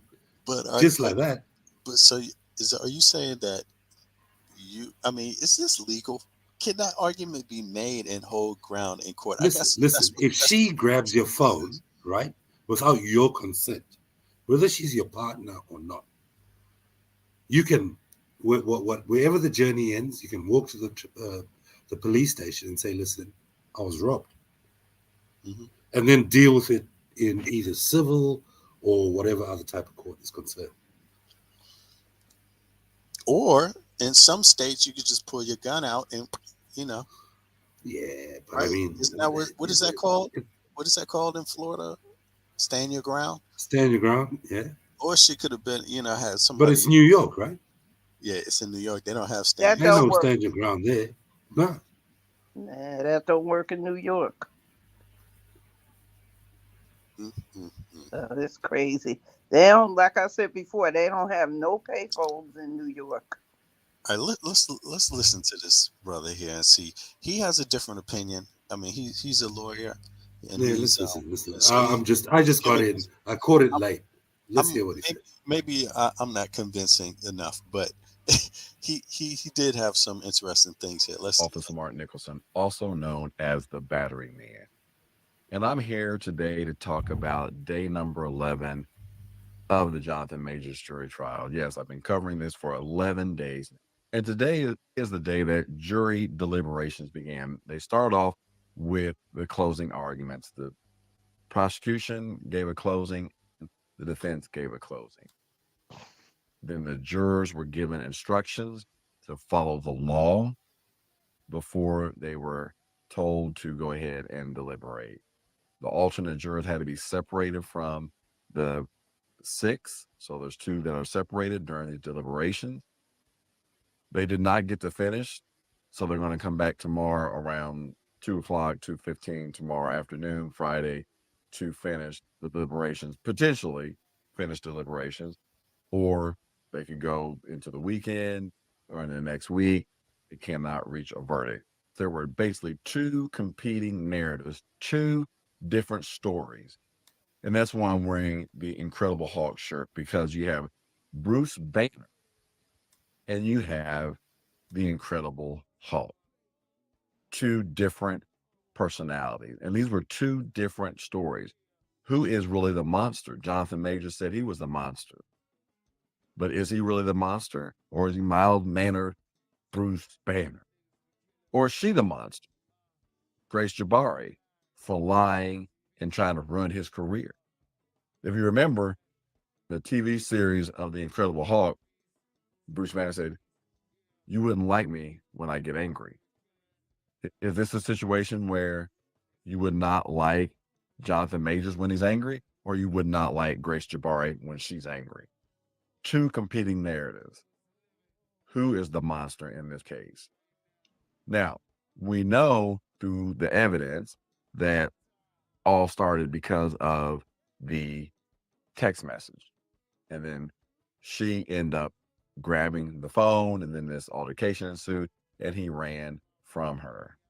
In the closing argument, the attorney for Jonathan Majors described Grace Jabari basically as a liar, a compulsive liar. She's someone that made this story, concocted this story of an abusive relationship for revenge after catching this text message, after seeing the text message that her boyfriend of almost 2 years was cheating on her. So she turned into this rage, into a monster, attacked Jonathan Majors by grabbing his phone and then running after him. This is kind of the story they told in their closing. Revenge. Now, Jabari says that she chased after him because she wanted an explanation about these text messages. The defense says Jonathan was doing his best, that he was trying to escape Grace, and Grace kept attacking him, that this was him escaping him trying to run away from this person that is attacking him. And then they had video footage, as you know, of her stopping next to a group of strangers, going out drinking champagne, holding glass, all this kind of stuff like that. The video evidence really, as we know, did not line up with what she said. And the defense said that this was proof that she was unharmed following the incident. This was proof, this was video proof that she was unharmed. But the prosecutors, who I said they actually got to do their closing argument first, and they also have the chance to do rebuttal. But the prosecution argued that Jabari had not discovered the extent of her injuries until the following morning. And at that point, when she discovered those injuries, she sent photographs of her bruised hand, and a cut to her friend. That's what morning. That Jabari had not discovered the extent of her injuries until the following morning. And at that point, when she discovered those injuries, she sent photographs. You see that? So those photographs weren't taken when the incident occurred with her and Majors. It didn't happen the same day. It's the day after, right? So that's just a note. Of her bruised hand, and a cut to her friend. That's what the prosecutor argued. The prosecutor, at that point, when she discovered those injuries, she sent photographs of her bruised hands. VB, can I just say something? A cut. Yeah, go ahead. Go for it. Yep. See, this is the thing. You know what a de facto relationship is, right? No. Go ahead. Break it That's down. a relationship where you behave like you're married, but you're not legally married. Oops. Damn, that's deep, man. Be cautious. So this is the leg that she's using to stand on. De facto. Yeah, that's deep, man. Yeah. Now you can look it up, and then let me see you can tell us what the definition is for the benefit of the listeners. You're saying they live together and this kind of thing. It wasn't just like, hey, let's meet at the bar at 9. It was like, they're living together. I don't know, but okay, that's what I meant. Like, I don't know much, but that's a good point you're raising, though, bro. But I can see where this is going. If you look up de facto, DE space facto, you'll see what the definition is, and tell me what you think. De facto relationship. Yeah. So these are the kind of things that people like Cassie, for example, when it comes to Diddy, will use. Okay, community law. Let's see here. Does it mean engaged? A de facto relationship is a relationship between two people who live together as a couple, but who aren't married or in a civil union. For the relationship to be legally recognized, however, you both have to be a certain age, and this age can be very depending on the particular area of law. For example, there is a general definition of a de facto relationship in the Legislation Act, which includes a requirement that both people must be at least 16, and that at 16 to 17 years old need the consent of a family court judge. The definition applies to areas of law like the Care of Children's Act, which doesn't have its own definition of de facto relationship. On the other hand, the Property Relationships Act, which deals with how property is divided when a couple break up, does have its own definition of de facto relationship. This says both parties must be at least 18 for the relationship to be recognized under that act. And when it comes to dividing property, it's this minimum age of 18 that applies. The Property Relationship Act also sets out a number of specific factors for a court to consider when deciding whether two people have in fact been living together in a de facto relationship. Okay, the court. Such as whether you live in the same house, whether you have a sexual relationship, and how the relationship appears to other people. Yeah, no need to go any further. Can I dangerous. just say one thing? In the United States, that's called common law marriage. That's what it's called. That's it. I know what that means. Common law. Okay, so this is just basically the same. It's common law. It's the same. It's called common law marriage, but common law marriage, well, I know in New Jersey, they don't recognize common law marriage. As of 2010, they don't recognize common law marriage. It used to, if you lived with someone for 7 years or more, you were considered, it was considered a marriage. Okay. But No, not it's considered de facto. So they don't recognize common marriage anymore because Martin Nicholson, common marriage is not sanctioned. Mm-hmm. It's not sanctioned by law. De facto is. Because common marriage could be a Muslim marrying 4 wives. That's not putting it down on the books or registering the marriage as a union, right? Mm-hmm. But de facto is if you are living together, sharing bills, maybe have a child, shit like that. It's called a union. Well, this is a domestic dispute, basically. So Yeah, it's so based on I'm sure she's a going to argue. relationship. She's going to argue that, listen, we were in a union, right? I had a right, if I had any suspicion that he was stepping out on the relationship. Oh, I see what you mean. I In needed regards to know. the phone, to take the phone, to And take it. if Majors said that wasn't the case, right? They're going to subpoena his text. Mm-hmm. And the clarity behind that fight is going to come out. I don't know if I agree. I don't really know how it works in New York because I live in New Jersey, but it's like, you may be right, but I think in New York it's like it defines marriage. They don't recognize it, whether it's de facto or not. It's just not recognized. But Font, what are you saying this for? Are you talking about in relationship with the property and like her taking the phone? So the reason relationship to what exactly?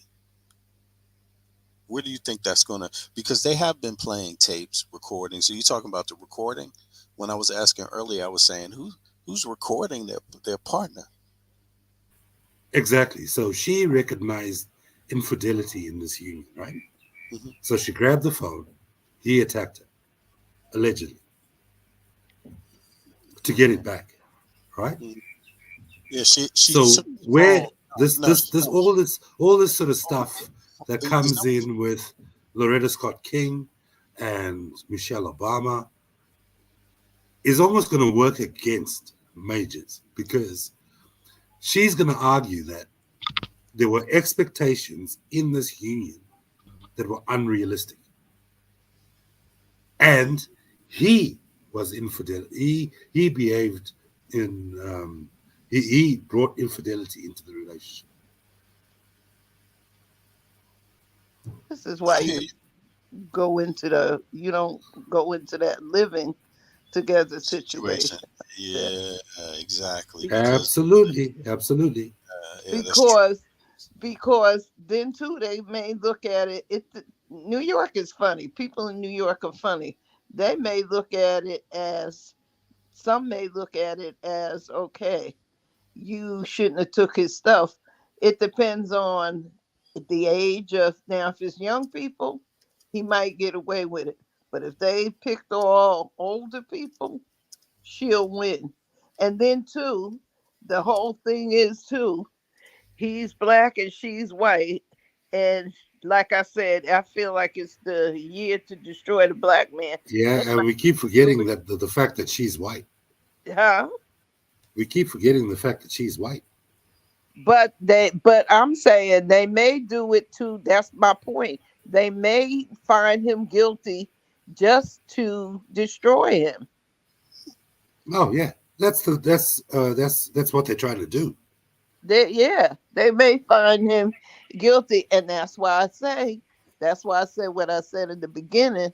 It don't pay to mess with him, because soon as you don't do what they like, you are in trouble. You dumb. I tell my son, don't do it. This is almost reverse racism. But the thing about and that's what she's going to say. She's going to say. Can you hear me? Yeah, I can hear you. No. This is, I think think what's missing here is the fact we need to listen to this defense attorney. But I just wanted to say this real quick. I think. Is this brother a defense attorney? Yeah, he's a defense attorney, so he's all right. His arguments, right? But check this out. I think the thing about her not taking the pictures that night, what's important about that is that she continued to go out that night, and she had. This is exactly what happened to Cuba Gooding Jr. And right, so she doesn't get the pictures to the police until the day after, when or later. I don't even know if it's only one day, but apparently some bruises came out and some scratches became more apparent, this kind of thing. And so she's got recordings though, so she can use that argument. But she had of been reverse racism against Majors. But she's been out to the club. She'd been out to the club that night. Well, she could say I was just reacting to something that happened to me. But let's listen to him, because maybe it's something we need to hear some more factors here. He's going to break it down. Let's do it. Hey, Grace Jabari when she's angry. Two competing narratives. Who is the monster in this case? Now, we know through the evidence that all started because of the text message. And then she ended up grabbing the phone, and then this altercation ensued, and he ran from her. In the closing argument, the attorney for Jonathan Majors described Grace Jabari basically as a liar, a compulsive liar. She's someone that made this story, concocted this story of an abusive relationship for revenge after catching this text message, after seeing the text message that her boyfriend of almost 2 years was cheating on her. So she turned into this rage, into a monster, attacked Jonathan Majors by grabbing his phone and then running after him. This is kind of the story they told in their closing. Revenge. Now, Jabari says that she chased after him because she wanted an explanation about these text messages. The defense says Jonathan was doing his best, that he was trying to escape Grace, and Grace kept attacking him, that this was him escaping, him trying to run away from this person that is attacking him. And then they had video footage, as you know, of her stopping next to a group of strangers, going out drinking, champagne, holding glass, all this kind of stuff like that. The video evidence really, as we know, did not line up with what she said. And the defense said that this was proof that she was unharmed following the incident. This was proof, this was video proof that she was unharmed. But the prosecutors, who I said they actually got to do their closing argument first, and they also have the chance to do rebuttal. But the prosecution argued that Jabari had not discovered the extent of her injuries until the following morning. And at that point, when she discovered those injuries, she sent photographs of her bruised hand and a cut to her friends. What's up, Shaka? That's what the prosecutor argued. The prosecution also said this was not a revenge plot to ruin the defendant's life or career. What matters is what happened in the car that night. That's what the prosecution's arguing. Now, one of the other, I thought, very strong points of the defense in their closing argument is when the defense attorney said his fear, Mr. Major's fear, of what happens to a black man in America when he calls the police came true. Remember, this is the man that actually called the police, and then the police turn on him and arrest him. He's the one that put a blanket over the bottom half to keep her bottom half from showing. He didn't have to call the police, but he did. And I think the points that the defense made were on point, that they were excellent points to show that even though this may have been a toxic relationship, I don't think anybody can question that. And the incident did happen, that Jonathan Majors did not engage in this criminal activity as the state has charged. It just doesn't line up with the evidence. And I think the defense did a good job of pointing that out. You can believe what you want to believe, but look at what the video shows. And like I showed yesterday, how is it that she's out running around and chasing him and dancing, but then she wakes up the next morning and it's stiff? If you remember, the Incredible Hulk, when Bruce Banner changes into the Hulk and goes into that fit of rage, he often, you can't remember, depending on which Hulk version. I'm talking about going back to the original Hulk, not the gray Hulk, not the red Hulk, but the original green Hulk, would black out, turn into this monster, and could not remember. Yeah, he didn't have to do that. To what may have happened in this case. He didn't have to do that. She is black. Say that again. He didn't have to do that? He didn't have to do that. To do what? the Hulk analogy. Oh, right, but you know That's killing his own you don't think assessment of the describing situation. it well, man. He's kind of All right, simplifying it. He's simplifying all it, right. you know, so everybody can just see the friendly, kind of have a I'm just friendly. saying, I can see where this is going. Yeah, because they're making the defense is saying that she was the aggressor, and that Yeah, but why? Why, VB? Why? well, he just laid it out to you that Because she took his stuff. She took his suspected phone. she Under saw what suspicion? no, listen, she saw him get it. This is what happened according to the incident, the police report. She suspected him of cheating. He gets a text message. She wants to get the phone, so she grabs it because she wants to They're see. both in the back of a taxi, so she's seen something, right? Right. So she takes his. She she saw it. I mean, whatever that means. We already know what the point was. She suspected him of cheating, and she thought it had something to do with the text message. So she grabbed his phone. Yeah. And so that's what the case is essentially about, right? Everything else that comes out from it starts at that point. What was his reaction to her grabbing the phone? He went to get it back. He wanted to get the phone back. And what was the evidence behind it? What was the evidence behind him getting the phone back or wanting it? Was he violent? No, they had a taxi driver. No, the taxi driver was one of the defense. What do you call it? What is it? Witnesses, right? It's one of the defense witnesses, the taxi driver, and the taxi driver also. That's the only other witness there, bro. So what did he say? The moment, and that taxi driver was a defense witness. What did he say? If I have this correctly, he said that I don't remember exactly all the words, but his description was favorable towards Jonathan Majors because he was actually leaning towards, it was the woman that was assaulting him. So I can tell you what's going to happen. Yeah, Majors was calm. What's his ethnicity? He's black. All right. Well, what's his ethnicity? You mean in terms of his race or race? Yeah. What do you call His it? race. Perspective, so-called, Yeah. I'm just showing you how you've I got don't no know. leg I to don't know stand if on he's Nigerian, in these situations. African American. Let's look that up too. Go ahead. And why? Just a quick question. Why is this white woman got Jabari in her name? Maybe she isn't. Maybe she's Arabic. I was thinking about that too. Maybe she's Arabic. Who knows? Jabari though. Let me.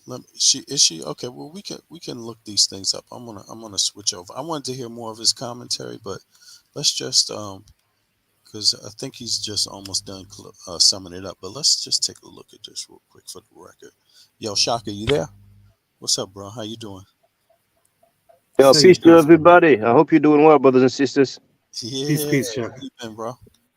Yeah, it's been a minute, and apparently, the verdict is due for today. Am I correct? Yes, it is. It's due for today because it's already been one day. They made their closing remarks, and then it was some hours. Still that they just I don't think they started today. Tomorrow will be the second day officially, I think. Yeah, well, looking forward to find out, the outcome of it. Yeah, it's going to be interesting. It's a big moment right now because, the Me Too movement and women are rightfully looking for justice over this, particularly over these kind of issues. Not only, but domestic violence, right? And so it's an important case, you could say. But I could already my suspicion is that it's going to fall down to down the same lines as like a lot of cases come down to, in that this guy is a black dude and he's in New York and he's somebody took his phone, and do you consider that? What do you consider that? Do you consider that You know, just where is the line? So with these relationships, you know, and I don't think it's going to go over well, man. A conviction for this guy. Now, he's only charged with second and third degree things like assault and then what was it, harassment. You know, I'm not trying to belittle them, but they're not first degree charges. You know, so you know, I'm not sure how much jeopardy he's really in criminally, but it seems like financially he's going to take a huge hit if he gets convicted. So I think my concern for this brother is because of this incident, he's going to be canceled. Oh, definitely, that's the concern, right? What's the lady's what's the victims or the alleged victims name? Jonathan. Jabari with 2 B's. Yeah, Jonathan Majors and Jabari. And his girlfriend. Is she actually white? Great. Her name is Grace Jabari. Grace Jabari. And she's white? I don't know. Let's take a look. She might be Arabic. Because you know how it can be sometimes. Arabs don't actually use Jabari a lot. All right, Grace Jabari. Let's go. Let's find out who she is. See what she look like. Here's Grace right here. Yeah, Grace is black. If you haven't noticed. I'm joking. No. We're in trouble, y'all. This is going to be another O.J. Simpson, Nicole Brown Smith trial. Yeah, he's fucked. He's fucked. I wonder how bad his career is over. Run over. His career is over. I don't think she can win this case, bro. I'm gonna be honest with you. I think the court is going to not rule. I don't think the prosecution, you know, again, I can't speak for them because I don't know what they were shooting for in the first place and what conversations they've had, or you know, but to me it seems like the prosecution taking him to court for this, I just wonder if they offered him a lesser charge and like misdemeanor, and he said no because out of pride, and then they give him this because I don't see this case as strong at all, and I don't think it's not going to be strong. And look, he's not going to go to jail. I think it's going to help her that she is a white woman because of the racial implications. It's not going to help. That's true. America, and yeah, man, like America is like really just suffering. Cancel culture. It's well, I don't think it's going to go over with him, but I can't speak for that. But I don't know because who knows? Like, what if more stories come out? It'll hang over his head. You know, we don't know if that's going to happen for at least 5 years. Watch it. Yeah, you won't see him for 5 years, at least. It's crazy, what? Man. That's why I said I don't need to defend him because I don't really know him and his relationships. You don't know if there's going to be another woman that comes out later and says, Jonathan Majors did this to me 5 years ago. You know, you don't know. And you just don't know these days. But if there's nothing like that, if he doesn't have anything like that in his past, I don't see this case looking good for the state. And I don't think it's good for the culture to cancel him because, I mean, I need to hear more. I need to hear. Listen, we don't control the culture. They'll sit him out. They'll sit him out for about 5 years. Watch. The culture will cancel him because she's a white woman and he's a black man. Exactly. But he wrote in his comment that was part. Let's go back to the attorney. But he wrote in his comment. What was it exactly that they were saying? That was part of his defense. Is this what's happening? Attorney Martin Nicholson, man, right? In America, I called the police. That was part of his defense. Let's listen. To show that even though this may have been a toxic relationship, I don't think anybody can question that. And an incident did happen that Jonathan Majors did not engage in this criminal activity as the state has charged. It just doesn't line up with the evidence. And I think the defense did a good job of pointing that out. You can believe what you want to believe, but look at what the video showed. And like I showed yesterday, how is it that she's out running around and chasing him and dancing, but then she wakes up the next morning and is stiff? If you remember, in Incredible Hulk, when Bruce Banner changes into the Hulk and goes into that fit of rage, he can't remember, depending on which Hulk version. I'm talking about going back to the original Hulk, not the gray Hulk, not the red Hulk, but the original green Hulk, would black out, turn into this monster, and could not remember. That has similarities to what may have happened in this case, where she is blacked out because she was drunk, fit of rage, and doesn't remember how she got injured. One of the things I do in closing argument is I come up with these kind of outlines. When you do a lot of jury trials, it's nice to have an outline. And I think of how this case can fit into this outline. If you think of people that play chess and they have different openings, different closings, I have different openings and different closings, and I title them. In my closing, I have the beef stew defense. I have the one-eyed man, the all-American family. And I label these, and then in those closings, I get in there and I talk about it. For instance, in this particular case, a closing could be what I call the one-eyed man. I'm going to tell you a story about a one-eyed man who walked around town with a patch over his eye. And people felt sorry for him because he had this patch over his eye because they thought he only had one eye. And then one day he fell. He tripped and fell and the patch came off. And people said, hey, you have two good eyes. You have two good eyes. Why are you wearing that one patch over your eye? And he said, because I did not want to see the world as it really is. I wanted people to feel sorry for me. So I put a patch over my eye so I could see the world the way I wanted to see it, and people would feel sorry for me. But what we did, ladies and gentlemen of the jury, is we ripped that patch off the government's eye so they could get in there and they could see all the things they don't want to see, the things they don't want you to see. This is what we did in this case. That's just an example of how I could look at a case like this and say, hey, this kind of fits into my one-eyed man. No, sorry. Because there's something. Yeah. What's up, Wap? Go ahead. Yeah, I've got an issue with that. Go ahead. Yeah. That's what he feels. No, that's what he's saying. He's not saying that's what he feels. He's saying this is his practice when he's So when he wasn't talking to us, he was talking to the jury. He was saying that's how he approached the jury argument. I understand what you mean because it sounded like if he's talking to us, let's rewind it a little. But you need to remember the jury are not. I could look at a case like lawyers. Say that They're again. Peers. The jury are not lawyers; they're peers. Right. Who knows what that jury consists of? They're going to judge by what they see. And for all intents and purposes, that judgment could be very biased. What do you mean exactly? His argument. So he's a lawyer. He's given these analogies and stuff. No. He's not making his argument to. He's not saying this is his argument to that jury. He's saying this is how he organizes his defense, his work. So if he's not speaking to the jury, who's he speaking to?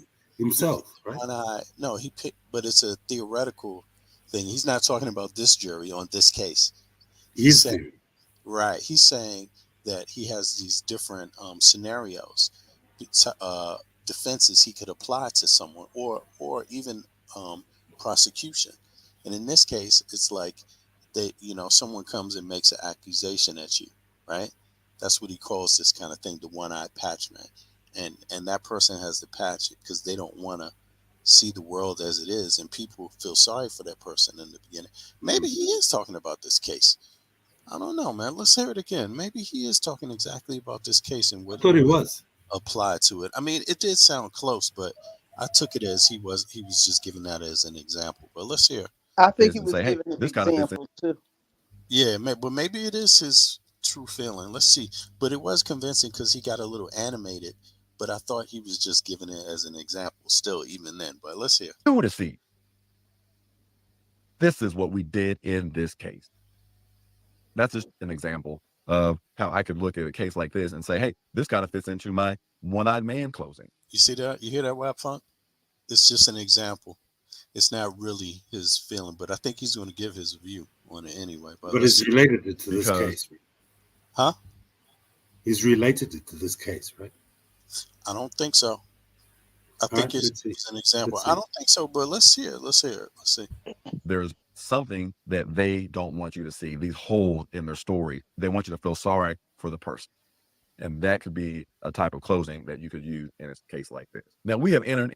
Right. So it was an example for a case like this. He's saying practically this is how he would approach it as an attorney, but he's not saying what his personal view is of this particular Michael Majors, if he's innocent or guilty. That's not what. Let's see how he marries the two. Okay. Into the last round of this case. It was a duel. They were duking it out, in a sense. They were fighting out in the courtroom. And I anticipate the jurors are going to have a verdict tomorrow, Friday. They're going to have a verdict. And we're going to find out. Wait a second. That's not. That already went. Yeah, that's not. Okay, so this was Thursday night. And so it's Friday today. He's talking about today. It's going to be today. Who's the greatest? No? At 2:15. Has got a new video? Yeah, how many hours is that from now? It's like 12 hours. 12 hours. 11 12 hours. From now. Okay. Did the prosecution get a knockout? Or did the defense get a knockout? And in my opinion, I think in this case, with what I've seen and read and heard so far, that the defense should be considered the greatest with a knockout. And that's your Nicholson Nugget of the day. Please make sure to like and subscribe. And once again, there you go. Thank you all for watching. There you go. That was his analysis. And yeah, that's from Mark Nichols' Law. It's actually 11 hours and 15 minutes from now. So I got to ask the magic question. Is he innocent or guilty? Beverly? Innocent. They're going to find him guilty. Innocent. But then again, I'm biased. Ain't no need of lying. Yeah, me too. I don't want him to be guilty. There's no way. I mean, this guy's a brilliant actor. He's a young, burgeoning prospect. There's no way I want him to be guilty. But, yo, son, I think he messed up. You think he's guilty? I don't think he's guilty.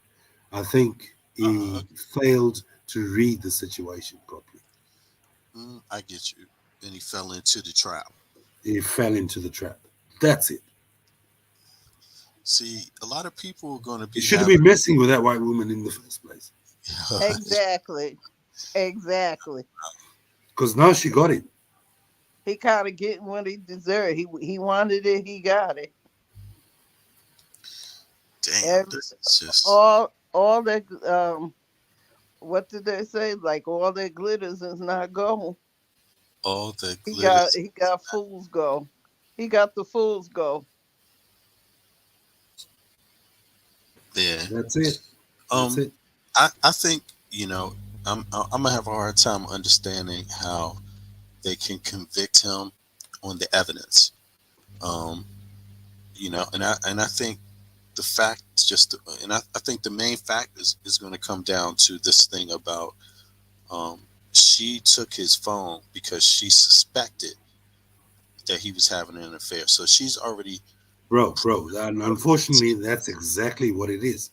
If you're in a de facto relationship and you suspect that sort of shit, and your partner takes certain steps to find out whether there's infidelity or not. But wow. First of all, that's a neutral start. No, wow. The moment you get your phone back. Wow. No, wow. It doesn't change. Even though it's a de facto relationship, it doesn't change it. It doesn't change that at all. She's giving her reasoning. So her reasoning, she stated, her reasoning is because she suspected him of cheating. Infidelity, yeah. So there is her reasoning. So a person is going to have to say to themselves, okay, you suspected cheating, but why does it give you the right to grab his phone? The problem is not you suspecting cheating. There's no problem. There's no law. You're not. So do you think the assault happened when she grabbed his phone? Well, hold on.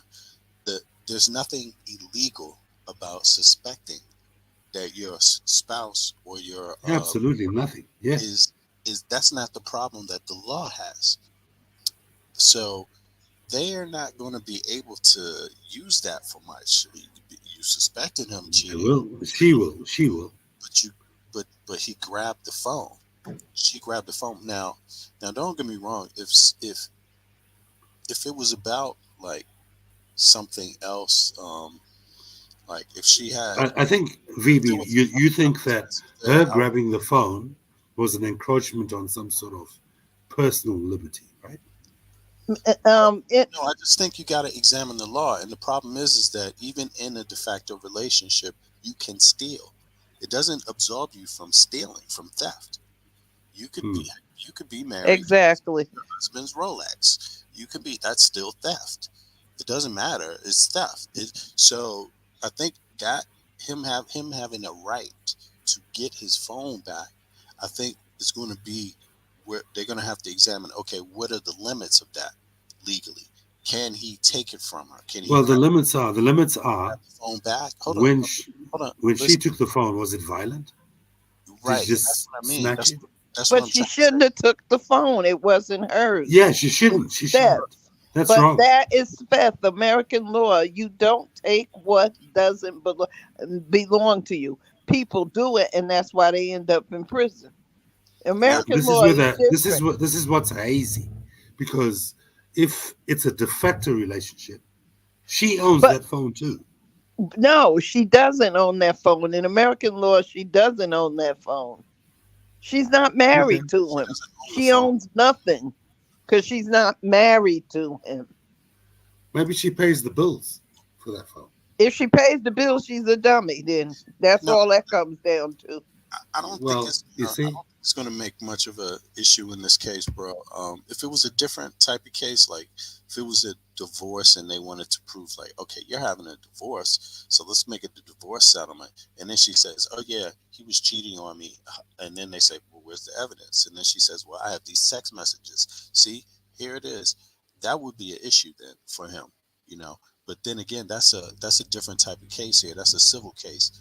In this criminal case, I don't think it's going to have much bearing, bro.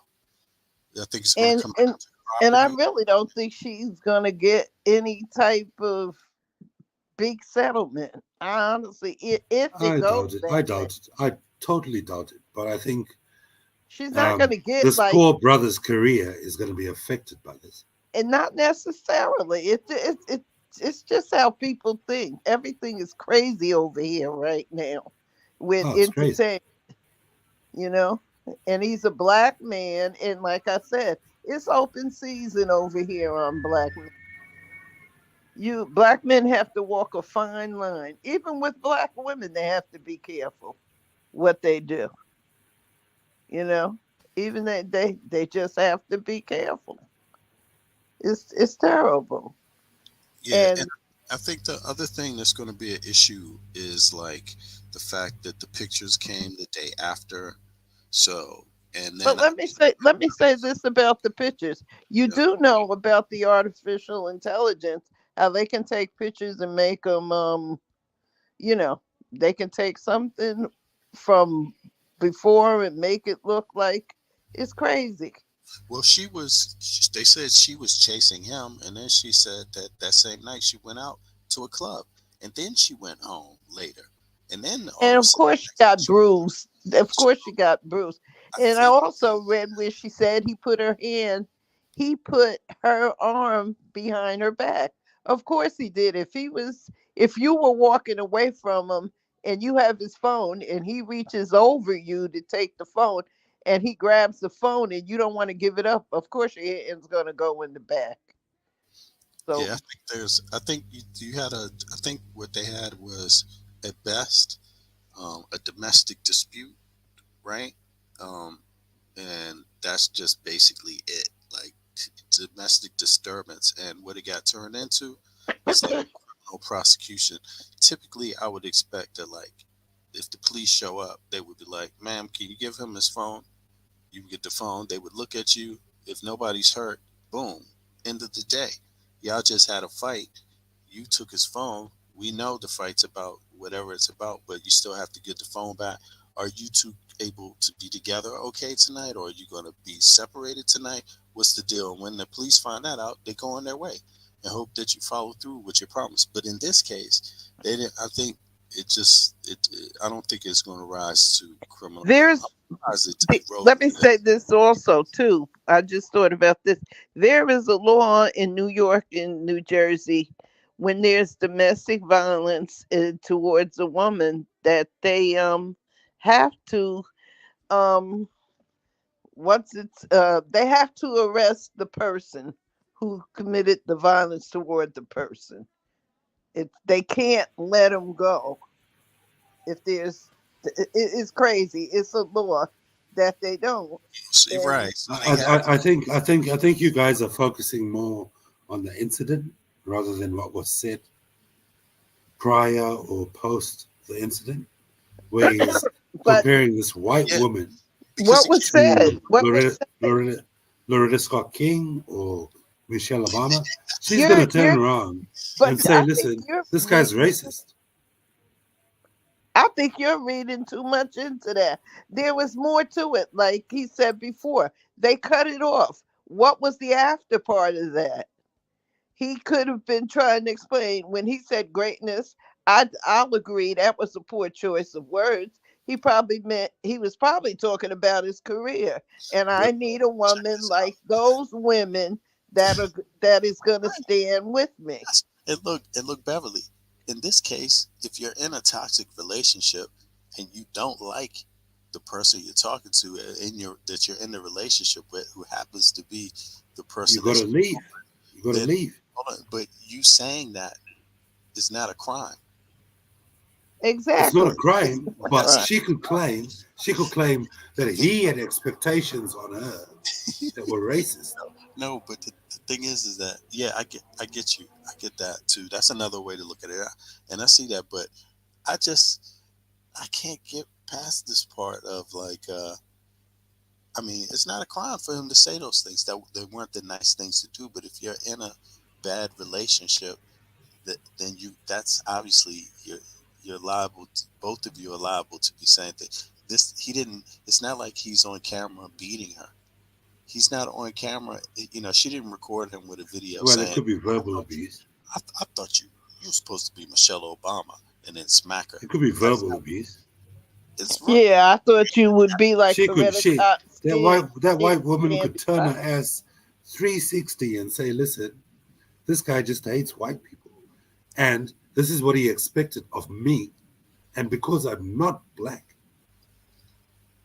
this is the way he treated me." But you could say it's racist because she assumes he's saying that because he's black. Just because they happen to be black doesn't mean that's why he chose them.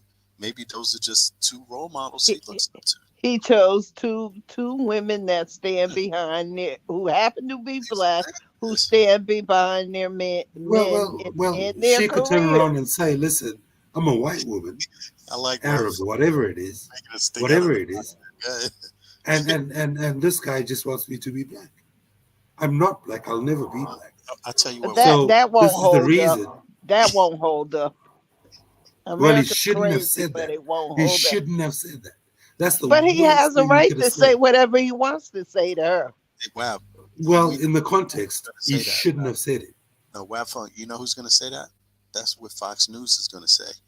No matter what the verdict is, that's exactly what they're going to, especially if he's innocent. That's what the IDL is going to say. That's what a few other people are going to say too. Yeah, they're going to hop all over that bandwagon. He's fucked. He's fucked. But they might, you got me thinking about what's the election coming up. Is there any election coming up in New York where this could, be of use to somebody running this kind of situation? I don't think in New York they have so many problems in New York. I don't even think they would see that as an issue. He's going to be found innocent. Now. He's going to be found innocent. And I don't know what the laws are, like if the judge has the ability or the jury to give a lesser charge, even though he's charged with these two things, if they have the ability to find him guilty of even lesser charges themselves, without the prosecution and the judge suggest. I don't know what the law is on that, but to me it looks like listen. he'll be found If guilty. they deem that he got physical with that woman, he'll do community time. It'll be negligible. Everybody gets. Did you see her finger? I mean, darn, you could barely tell it was blue. The scratch was so small. It just don't hold weight with me. But what that means is that it's up to the prosecution and the defense, and the defense can prove. I think they will prove that she's crazy. I'm not crazy, but if your relationship is so bad, you could look at it this way. If the relationship was so bad for her, why did she stay?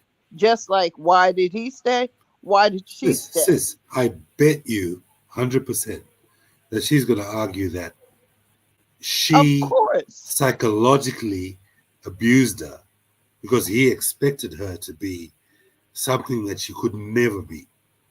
And that's Loretta Scott and Michelle Obama. But that's not going to hold. But you're missing the point. It's not going to hold up because it can. But it won't hold up. It won't hold up here. I guarantee you, it won't hold up. It's not going to that part of it won't hold up. She has to come better. She's going to play victim and say, "Listen, if that's what he wanted, why did he pick my race?"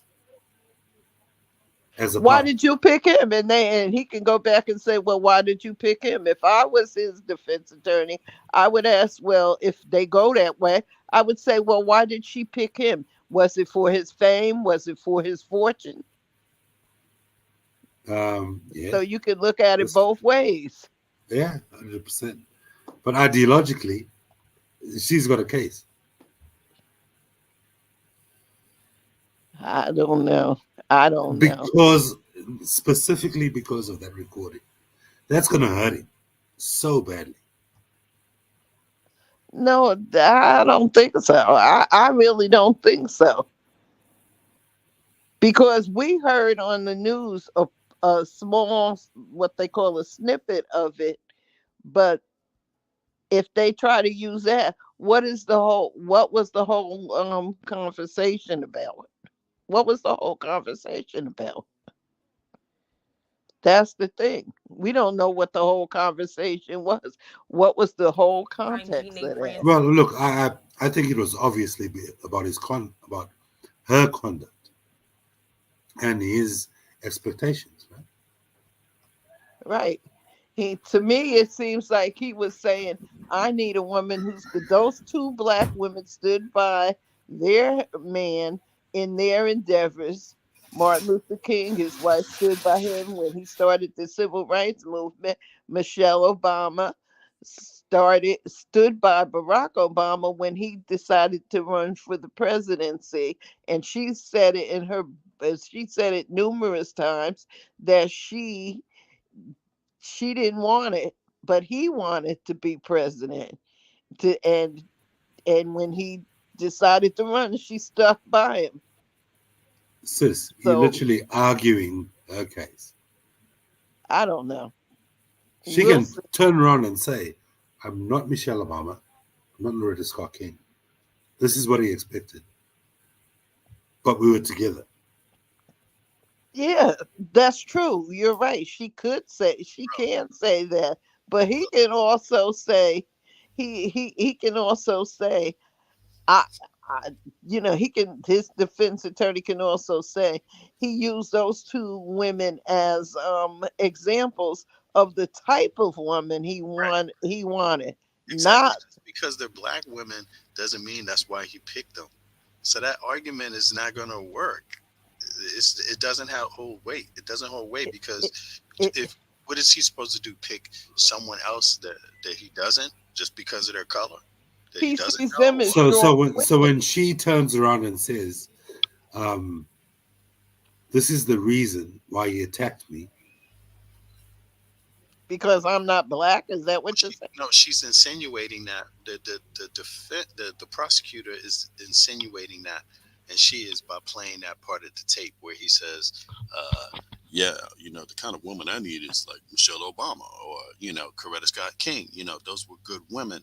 He's having an argument with his girlfriend, and he's stating that, and she's recording him. And that comes to the, you know, somehow the courts get a hold of that. Now, I just But also, again, once again, you sounds can more salacious, but it doesn't have And she could just turn around and say, listen, I'm not these people.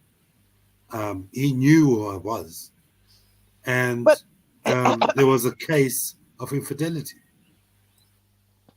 there is no infidelity. There is no infidelity when you're not married. There's It no doesn't crime hold in him weight. saying there's no crime in him saying he need a woman like Coretta Scott King. That's not a crime. That's why I brought up the So de facto relationship. They can't use it in a. They can't even. The question can't even really. It doesn't even hold weight in a jury room because that's No, not. when it's a de facto relationship, it does. But we don't recognize de facto relationships in America. They don't. America does. They do. No. It doesn't matter if it's de facto or not. It doesn't just because it's de facto or common law. If that's what it is, it doesn't mean that a common law person can't be convicted of a crime against you. You see what I mean? Like you can't say that just because it's domestic or a common law, I can take your telephone. You can't steal your partner's telephone, even in common law. The moment that person says, "Give me my property back," you have to give it back. It's not. You don't even have the right to take it. You know. Right. So it's just. It's not gonna absolve her of these other things that are criminal acts. Like. Right. You can't just say, "Hey, he's my boyfriend, so I can do it to him." Listen, I think it's a thing. Obviously, divorce means that you need to be married for you to be able to divorce. But when it comes to de facto, that's the gray area in union. There is no gray area in America. That's what, there is no gray area in it. I've never heard of any gray area in it. And they can also, he never said, I want you to be black. I need a woman like them. It doesn't mean, he means he wants a strong woman that's going to stand by his man. That's what he wants. That's conjecture. She could have been strong by not trying to take his phone. She can't say she's strong because she said he verbally, emotionally abused me. That's not a strong woman. Every relationship you have, you don't see eye to eye. Sometimes you get mad. My parents were mad, but were I meant to say married for almost 50. Well, I say 50 years, and when my mother died, and they, I used to think I had the perfect family. They never argued. But when I got older, I found out they argued. My dad, I overheard something when I was a kid. And he was talking about leaving, but but she can't. But sister, those folks had principles. You can't do that. The stick-togetherness was actually a thing. But it's it was not the same because anymore. Of marriage. And see, marriage plays a big part here. Who really cares about marriage these days? Excuse me? Who really cares about marriage these days? No one respects younger people don't care, but it plays even with younger people. The woman who is married, the young person who is married has more power over the versus the woman who isn't married. Do you think the young people that get married today are actually quite strong in their marriage, in the way that no, because were in the past? They were. My dad said it once because I had an older sister, and she got married and she left and came back home. And my dad told her, he said, you have to stay and you can't just up and leave. Divorce is so easy to do. It's Do you cheap think to get that married. people treat proper marriage the way they did in the past today? No, heck no. No. That's what I'm saying. Because in back in previous days, they would have never lived together. That was a mortal Because they didn't have a choice. They would have never lived together in I'm You had to talking work about things out. modern days. I'm talking about modern. I'm not talking about slavery or nothing. But in the times that I grew up in, they would have never ever a woman who thought highly of herself would never live with a man unless she was married to him. She would never have children unless she would marry him. She would never have multiple sexual partners. I know a woman who's 92. Her husband died. She married him when she was 18, and she's never had another man. And he's dead. He's been dead for like 30 years, 40 years. So they take it. They used to take it very seriously. But kids today, let's get an apartment together. I don't want to get married. But do you understand the conjugation of marriage today? Do I understand it? By what do you mean by that? Do I understand how they stay together? It's so fickle, like the lines are thin. Oh yeah. My son is not married, but I got 4 grandkids. But he's not married. They don't see marriage the way they see. There's no commitment. Commitment is out of the window as far as marriage is today. It's about accepting each other's, I think a lot of people are forced to deal with convenience and like what's affordable, and so to a lot of young people, it is to live with your girlfriend or boyfriend. It's affordable, and I think it's that's not even that. It's not No, now. It might be now with No, the it is. economy. It is. Excuse It me. is. Commitment goes out of the window. Yeah, in this it's day like and time. I think it's. But If the not arrangement back works, it works. If it doesn't, we gone. Not back then. It has something to do with the sexual revolution, the hippie movement, was Timothy Leary, all of those people. And it has something to do with the fact that you have people who are in you have some people who are in their 30s and their grandparents already, because they've had a baby when they were as young as 12, 13, 14, 15, when they were babies themselves. It all boils down to that sexual revolution that they had. And this is the generation that's now is when people weren't married. And girls had babies at young age, 14, 12, some not too many 12, but 13, 14, 15, 16, like that. Sister Beverly. Yes. What does this got to do with Jonathan Majors? What's this got to do with him? Oh, he's gone. He's gone. He's Jonathan gone. Majors is gone. Yeah. Say that again. No. We're talking about reality right now. Okay, hold on. Yeah, but let's stay on him. Why'd y'all get off of Jonathan Majors? I thought this was. But it comes to that, because I was saying it definitely, yeah. It comes to that. What I was trying to say to him is, he keeps saying that this, what do you call it, de facto? Yeah, de facto marriage, relationship. De facto relationships are not it's common law. We call it common law here, but it's not recognized that she had no right to take that man's phone. She was not his wife. She should have walked away. That's what it was about. That's what the whole thing is about. It's about it's about, I'll throw this on VB. VB, if you had any suspicions and you were with a partner, yeah, right? Mm-hmm. and you had that feeling that there was infidelity in the relationship, whether you're married or not. Right. Right? Mm-hmm. If it was happening in your presence.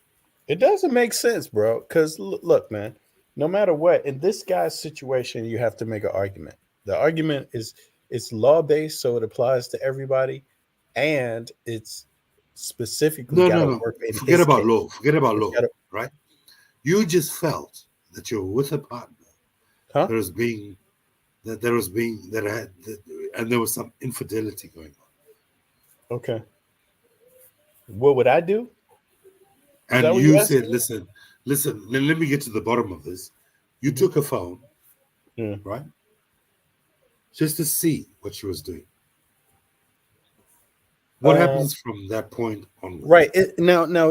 Now, right there, you're in the middle of a domestic dispute there, right? Doesn't even have to be physical. It's going to be the beginning of the argument, right? And in my view, it's like, obviously, I'm going to be like, well, here's the thing. Again, bro, it doesn't matter because it's nothing illegal with cheating on your spouse, cheating on your girlfriend. That's not what they're in court for. So again, we're not getting into the thing about why you can take something. Now, in a relationship, you still have the right to some things, even though you're in a relationship and you're married, you still have a right to some things yourself.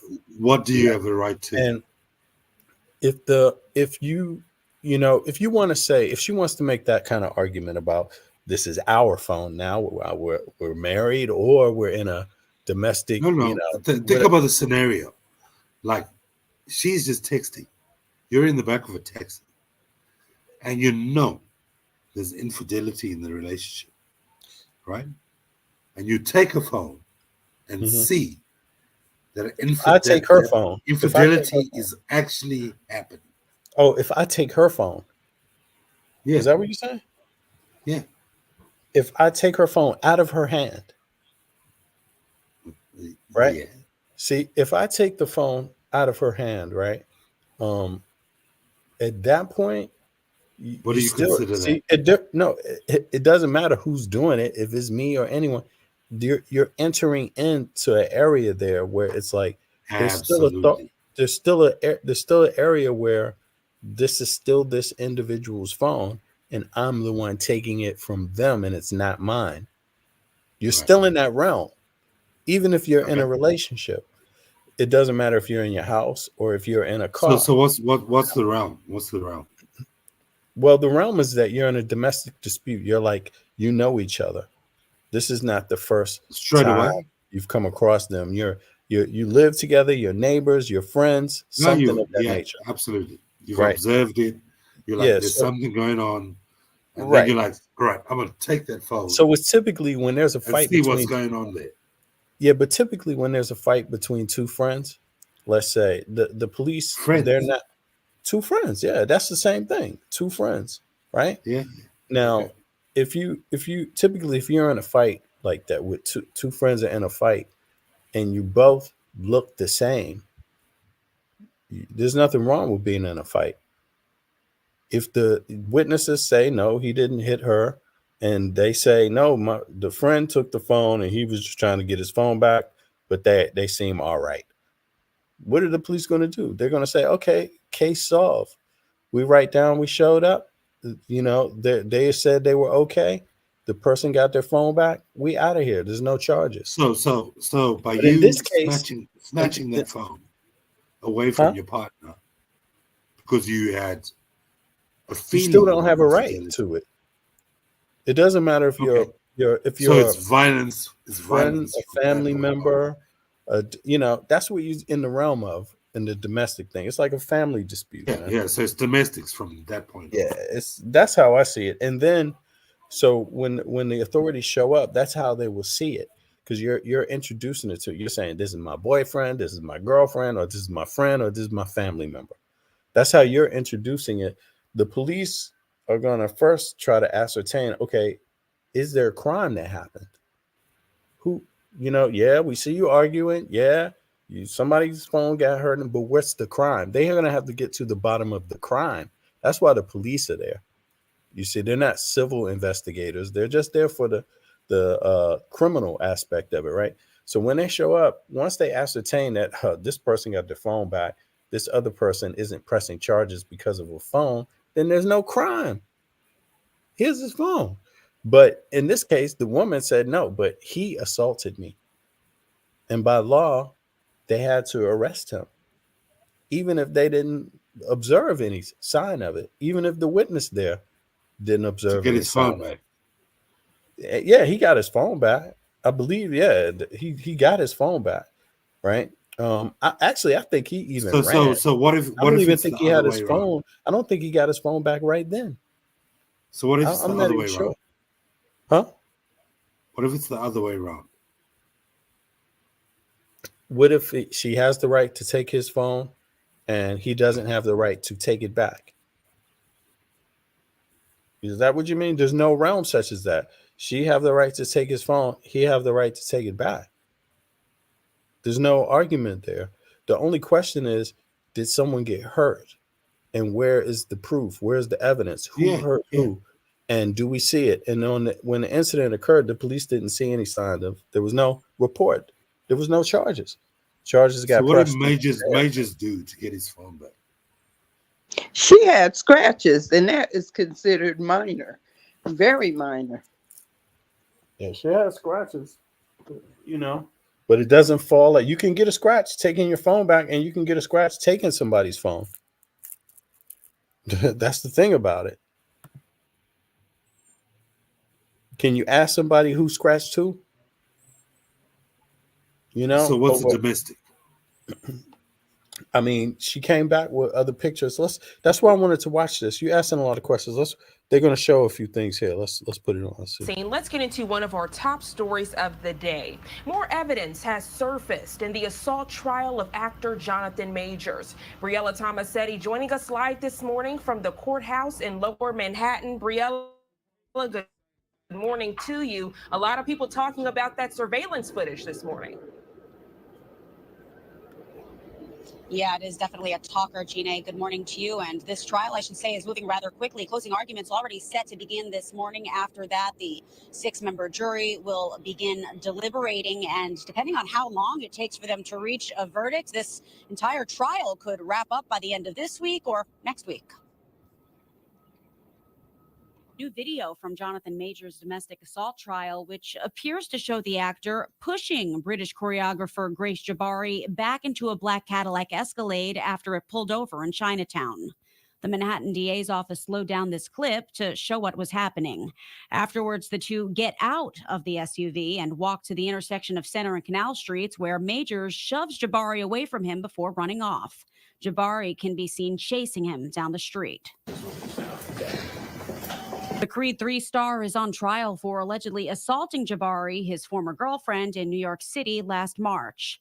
Jabari met Majors on the set of Marvel's Ant-Man and the Wasp: Quantumania, in which Majors played villain Kang the Conqueror.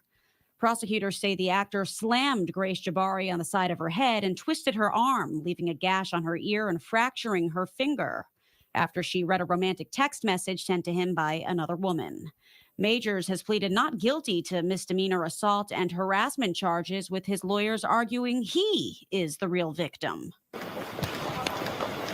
They claim it was Jabari who attacked Majors in New York City last March, leaving him bloodied and then spending the rest of the night clubbing, calling the accusations a revenge plot to ruin Majors' acting career. According to Variety magazine, Majors has decided not to testify, even though the charges have halted his career and damaged his reputation. The defense called just 3 witnesses to the stand yesterday: an NYPD detective, a Connecticut doctor, and Majors' agent. Defense attorneys rested their case later that afternoon.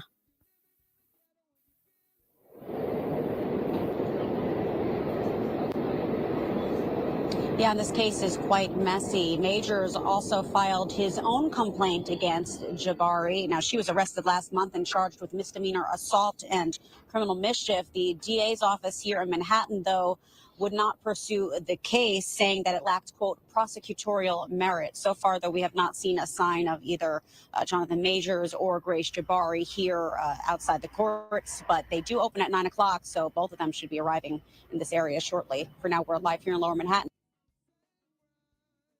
That was just before the closing of the prosecution and the defense. No, it was the defense, prosecution and defense.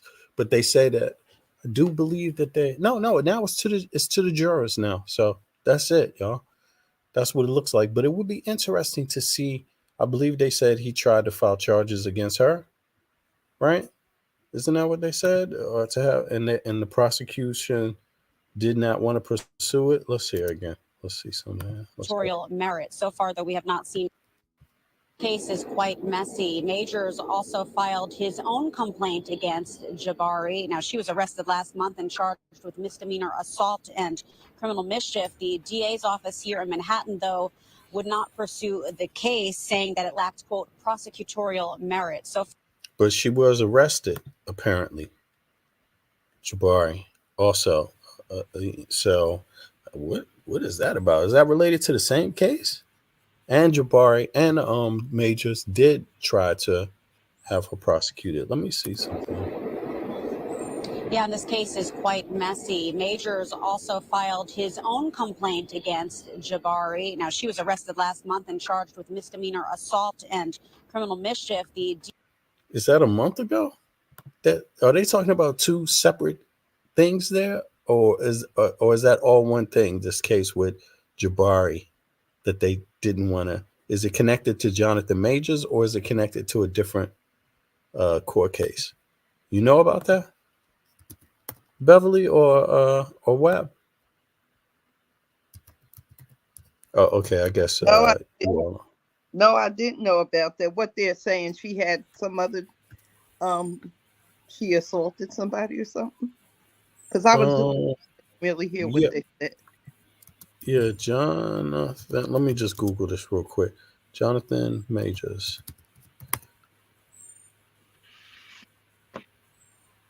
That's she was arrested. Here it is. Here it is right here. I got it. Okay, she was.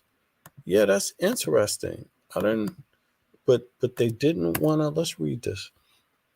Can y'all see this? Grace Jabari, the woman who has accused Jonathan Majors of attacking her on March 25th, has been arrested on suspicion of misdemeanor assault and misdemeanor criminal mischief. Jabari was arrested at the 10th precinct in Manhattan on Wednesday. She was released on a desk appearance. And what is this related to? Jonathan Majors accuser arrested for misdemeanor assault and criminal mischief. DA has no plans to prosecute charges. Grace Jabari. Okay. Oh, he's 10th precinct. All right, we already went through that. That was so. This was months ago. This was earlier this year. So this is after those charges, after he was criminally charged too. But Grace Jabari, the woman who has accused Jonathan Majors of attacking her on March 25th, has been arrested on suspicion of misdemeanor assault and misdemeanor criminal mischief. Jabari was arrested at the 10th precinct in Manhattan on Wednesday. She was released on a desk appearance. The Manhattan District Attorney's Office said they will not prosecute her on any charges related to the incident. But what is the incident? The Manhattan District Attorney's Office has officially declined to prosecute the case against Grace Jabari because it lacks prosecutorial merit. The matter is now closed and sealed, a spokesperson for the DA said. Closed and sealed. That means nobody can get to it. Majors faces misdemeanor charges of harassment. So they don't explain what her arrest was, like any details about it, like what. Okay. The low-key actor filed a cross complaint against Jabari, alleging that she attacked him the night his attorney, Priya Chaudhry, has denied all wrongdoing on behalf of her client. Okay. So they wouldn't prosecute her, but they would take the case against him. That's what it sounds like. Only Go ahead. because of the scratch and the so-called broken finger. But if her finger was really hurting that bad, she would not have been able to go out, because I had 3 broken fingers at one time, and it's painful. But didn't they say she was out drinking or something and was drunk? That's what the evidence says, that she was partying, like really partying. Exactly. Like partied out. Let me. So I'm like, that's the trial. Let me see here. All right. Well, yeah. Wab Funk, what you think about that? Who? I was just asking Wab what he thinks, but maybe he had to go. Let me just check out one other thing, and then I'm going to shut down. I just want to see,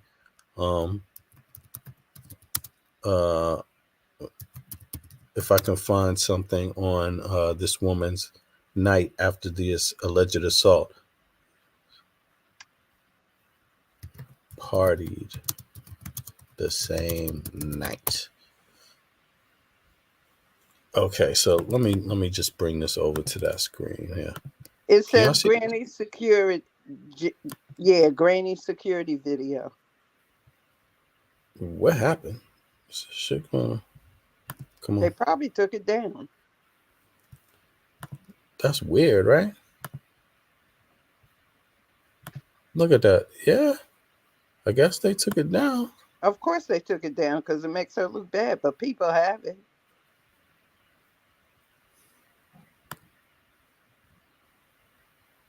I don't know what the hell he was thinking of when he messed with her.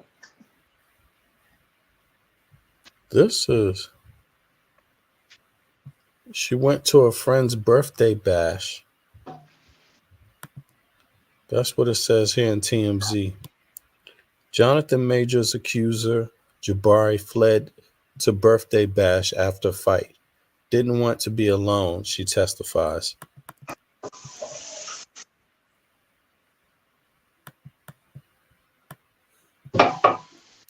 Jonathan Majors' ex-girlfriend, Grace Jabari, says she decided to attend a stranger's birthday bash instead of returning home to the apartment she shared with him after he allegedly struck her in a cab on March. During sworn testimony before a jury in New York City courtroom Tuesday, Jabari claimed she made her escape from an SUV taking them over the Manhattan Bridge, seeking refuge at a bar with strangers who came to her aid after the alleged physical altercation with the actor. And this is her heading into the party. Party all night long.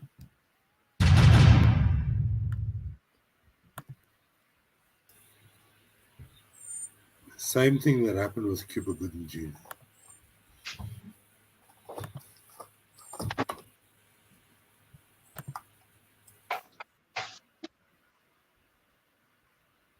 Did you find what you were looking for? Yeah, this is them partying. This is on TMZ. Yeah, leave it to TMZ. Mm-hmm. Did you read what I wrote? Like it's 1999, huh? I said, did you read what I wrote in the chat? Oh, yeah. Yeah, I did. When you get a chance, because it's a crazy story. It's actually 3 parts to it. It's with Tasha K. Unwind with Tasha K. What was that, sis? Can you reiterate? I didn't hear you. Oh no, she's talking about another story. Something totally different. Look at this tape though here. I saw the message though, Beverly. I'm gonna check it out. Look at this. So they're partying. Come on.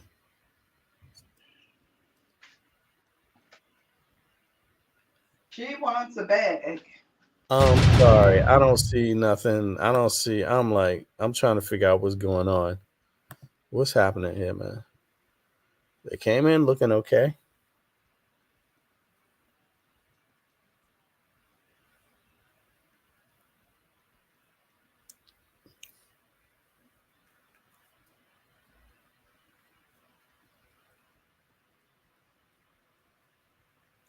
She doesn't look like she's having a bad time. What did sister put in the chat? They having some drinks, laughing. They in there laughing, yo. Look at this.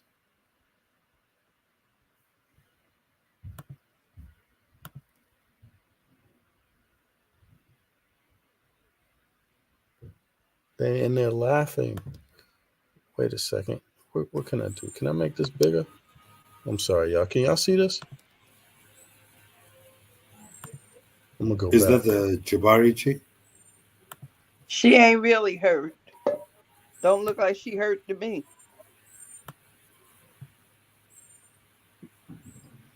You see the body language? How they walked in there? Look at this. They look fine right there. She don't look like she's dragging along straggly or much. Sure ain't. Now they over here, and I could have swore I seen them laughing, just having their drinks.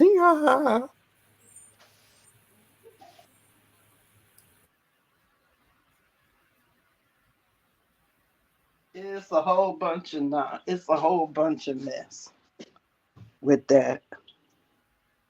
See, she's laughing. Look at that.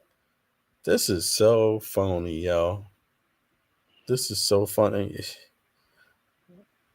Look at this, man. You know, she can still try him civilly, but I have seen them. If they don't think it's right, they could award her $1. He should sue her. He should be suing her. Exactly, and he should sue her. I don't like this. I've seen it where people have went on and, like her, went on and sued. They gave them $1 or maybe $500. $500. So with all of this, she is, in my opinion, she will not get anything. Is that her with 2 telephones? Right here? Is this her with 2 telephones? Okay, that was it. My fault. So, yeah, that was incredible. That was incredible. That was just damn right lying. That's all that is.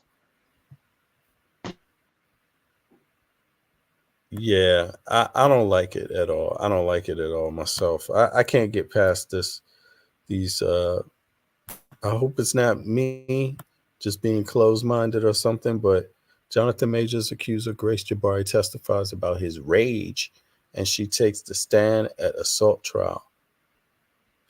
Man, whatever, man. This is like I don't agree myself. I just think it's too much. Yeah, I don't know either one of them. So to me, either one of them can be wild and out there, but to me, it just doesn't seem like this rises to criminal. Even though she may have hurt herself or been hurt, the mere fact that she took his phone, that means if she has the right to physically take his phone, he has the right to take it back. And I think now right there, after that point, anything else that goes on, I think that's a whole different story, But just as far as this phone thing, my opinion is that if any harm came based on him taking the phone back, that it's a possibility that that's not necessarily intended. That's just a person taking their phone back. If you hold the phone in your hand, your hand might get hurt, which is why you shouldn't take people's phones, because you could also hurt them. You never know. It goes both ways. So, but overall, my personal feeling is that I don't buy it myself. If I have to go on what we just saw today, I can't buy it. I don't buy it. So anyway, Beverly, you good? You got any last words? Or Wab Funk, if you're there. Nah. I'm up already. It's almost 4:30, so I'm up already. Okay. All right, I got you. Wab Funk, what about you? Look into that, what I told you. That's an interesting case.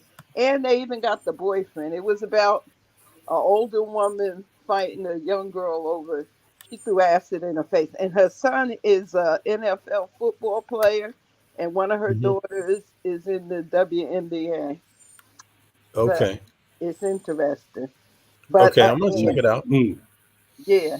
And sexual assault comes into it, but when you listen to all of it, you'll hear it. All right, I'm gonna say good night. Okay. Well, good Yo, morning. Wab.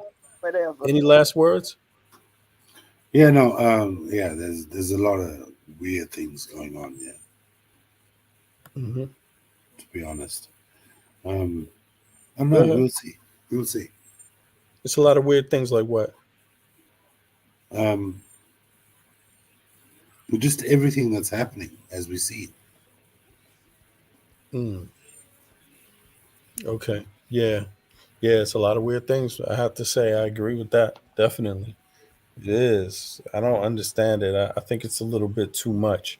And if it just so happens to be the case that she is purposely lying, though, I have all the empathy for this guy, because me personally, I think we're with the problem in the U.S. with the justice system is these kind of cases. There's a level where in the United States, since people haven't gotten past race and racism, the history of it, the political ramifications of it, the U.S. is not a good place for these cases, this black and white case, this white woman, black guy case, because traditionally in the U.S., they did try to stereotype black men as angry, King Kong, just monsters. And then they even, do you ever heard of Birth of a Nation? You know what I'm saying? I mean, let me just pull the screen back up for a second here. Let me see. This is what they went around with big propaganda machines, and that's just been going on for a long time. And let me see here. Birth of a Nation. I mean, this is just where the shit kind of, started on film, right? You could say. But my God, this is just horrific, man. Why you shouldn't watch Birth of, but in any case, yeah. Then there's the King Kong stuff, the constant idea that, where black people are related to monkeys, where anger, we can't keep our sexual desires and our anger, thing under control. We're uncontrollable.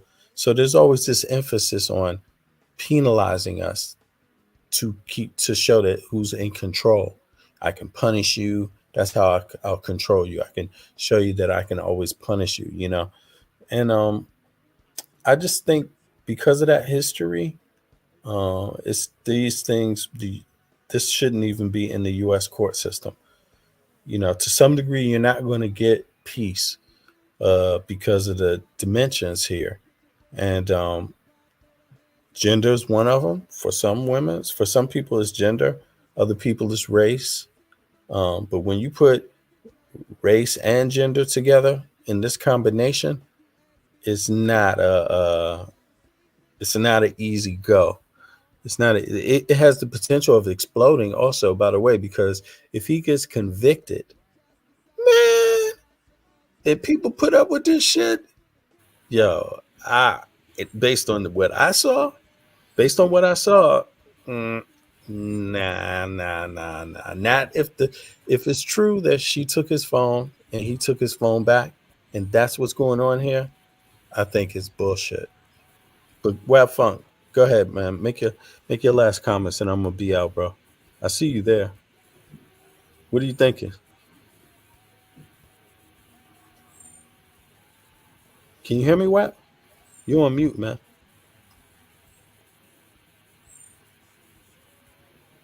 Yeah, I don't think you can. Can you hear me? No, you're on mute, Wab. We can't hear you.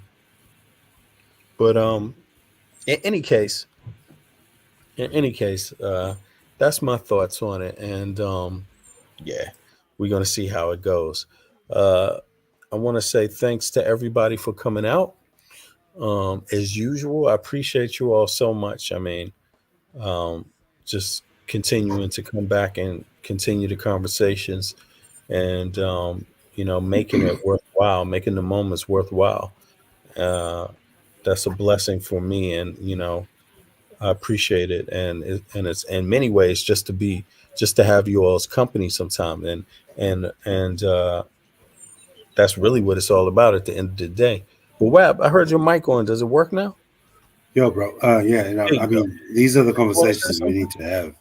Yeah, go ahead. Yeah, 100%. These are important conversations, and we've got a generation of people that are coming up behind us.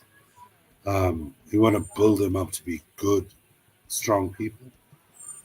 Facts. So we've got to have these conversations. We need not just us, but them to understand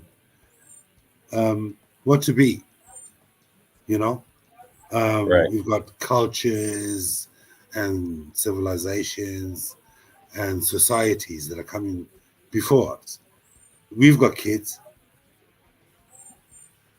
We need to get them to meld into these cultures and civilizations to a point where they become something themselves. It's so important, And one of the most important things is that we don't follow certain suits. Culture and civilizations, especially when you talk about the kids, is about recognizing what not to be. Yep. You've got to empower these kids. Total facts. Yeah, and we can have the conversations and the agreements and disagreements in a decent way, in an enjoyable way, where we can learn from each other. And because nobody wants to be wrong about particularly these kind of circumstances. And it is a sensitive topic, race and gender. They're so sensitive because they're so real. But again, out of all the things that I've seen about the trafficking those kind of stories coming up with Puff, it's got to be Daddy, it's got to be first of all constructive industry. And productive. Right. We've got a rich past. Right. You've got to learn from it. Now those kind of treatments and issues that are going on, I'm totally against those, and I feel they're so harmful to just everyone. This kind of stuff with Puffy and just the treatment in general in the music industry. Molesting, all of those things are horrible. Molesting, the R thing, the S thing, all of this stuff, right? And even just the physical assaults, all of those things of people, murders, maybe even, you don't even know. That's what they're talking about too. All those things are horrible, but it doesn't mean that these kind of smaller incidents aren't bad and legitimate. But I just think in this particular case with Jonathan Majors, I just think it's too much of a stretch, And I don't. Either way, bro. It's about learning from the experience, and that's what we need to do, man. Mm-hmm. There's so much conjecture or fuzzy logic about what people of our ilk or people of our heritage need to get stuck on and all that sort of stuff. No, we just need to get involved. That's the most important thing. Get involved, get your children involved, and be smart about it. Right. We have heritage. It's a massive thing. You know? We are transversing the world. We are disseminating our culture all over the place, modern or otherwise. Mm-hmm. And we need to make our presence felt all over the place. All over the place. Facts, to be heard. To be heard and to have our opinions expressed, you know. And yeah, well, that's the good thing about quote unquote living in in a democracy, right? That has freedom of speech, or any country that has a high value on freedom of speech. Absolutely. Not saying only democracies have that, but you know, that's what I live in, right? And I'm speaking this way all the time, so apparently I have the right to speak this way, you know.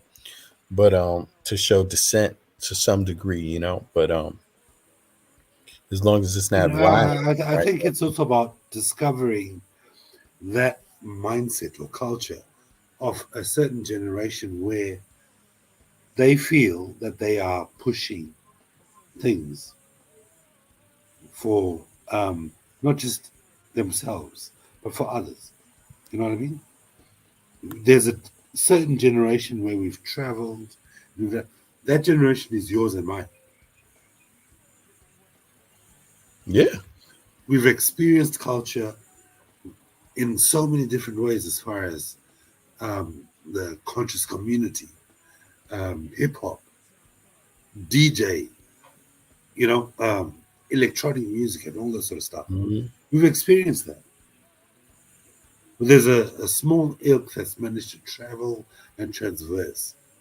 If we can disseminate that to our kids, we'll be fine. We'll be fine. Our kids will, you know, find their place in this planet. Mm-hmm. Facts, man. All right, Wab. Well, I'm gonna shut it down, bro. I appreciate you. Yeah, and I appreciate the wise words also, bro. As usual, it's been an interesting dialogue. Absolutely. Hey, Yeah. man, listen. Our generation has got some intelligent, smart people. Mm-hmm. We need to exploit them. Facts. Definitely. It's so pertinent because what's coming up behind us? Well, things are moving fast. You know, things are moving fast. That's for sure.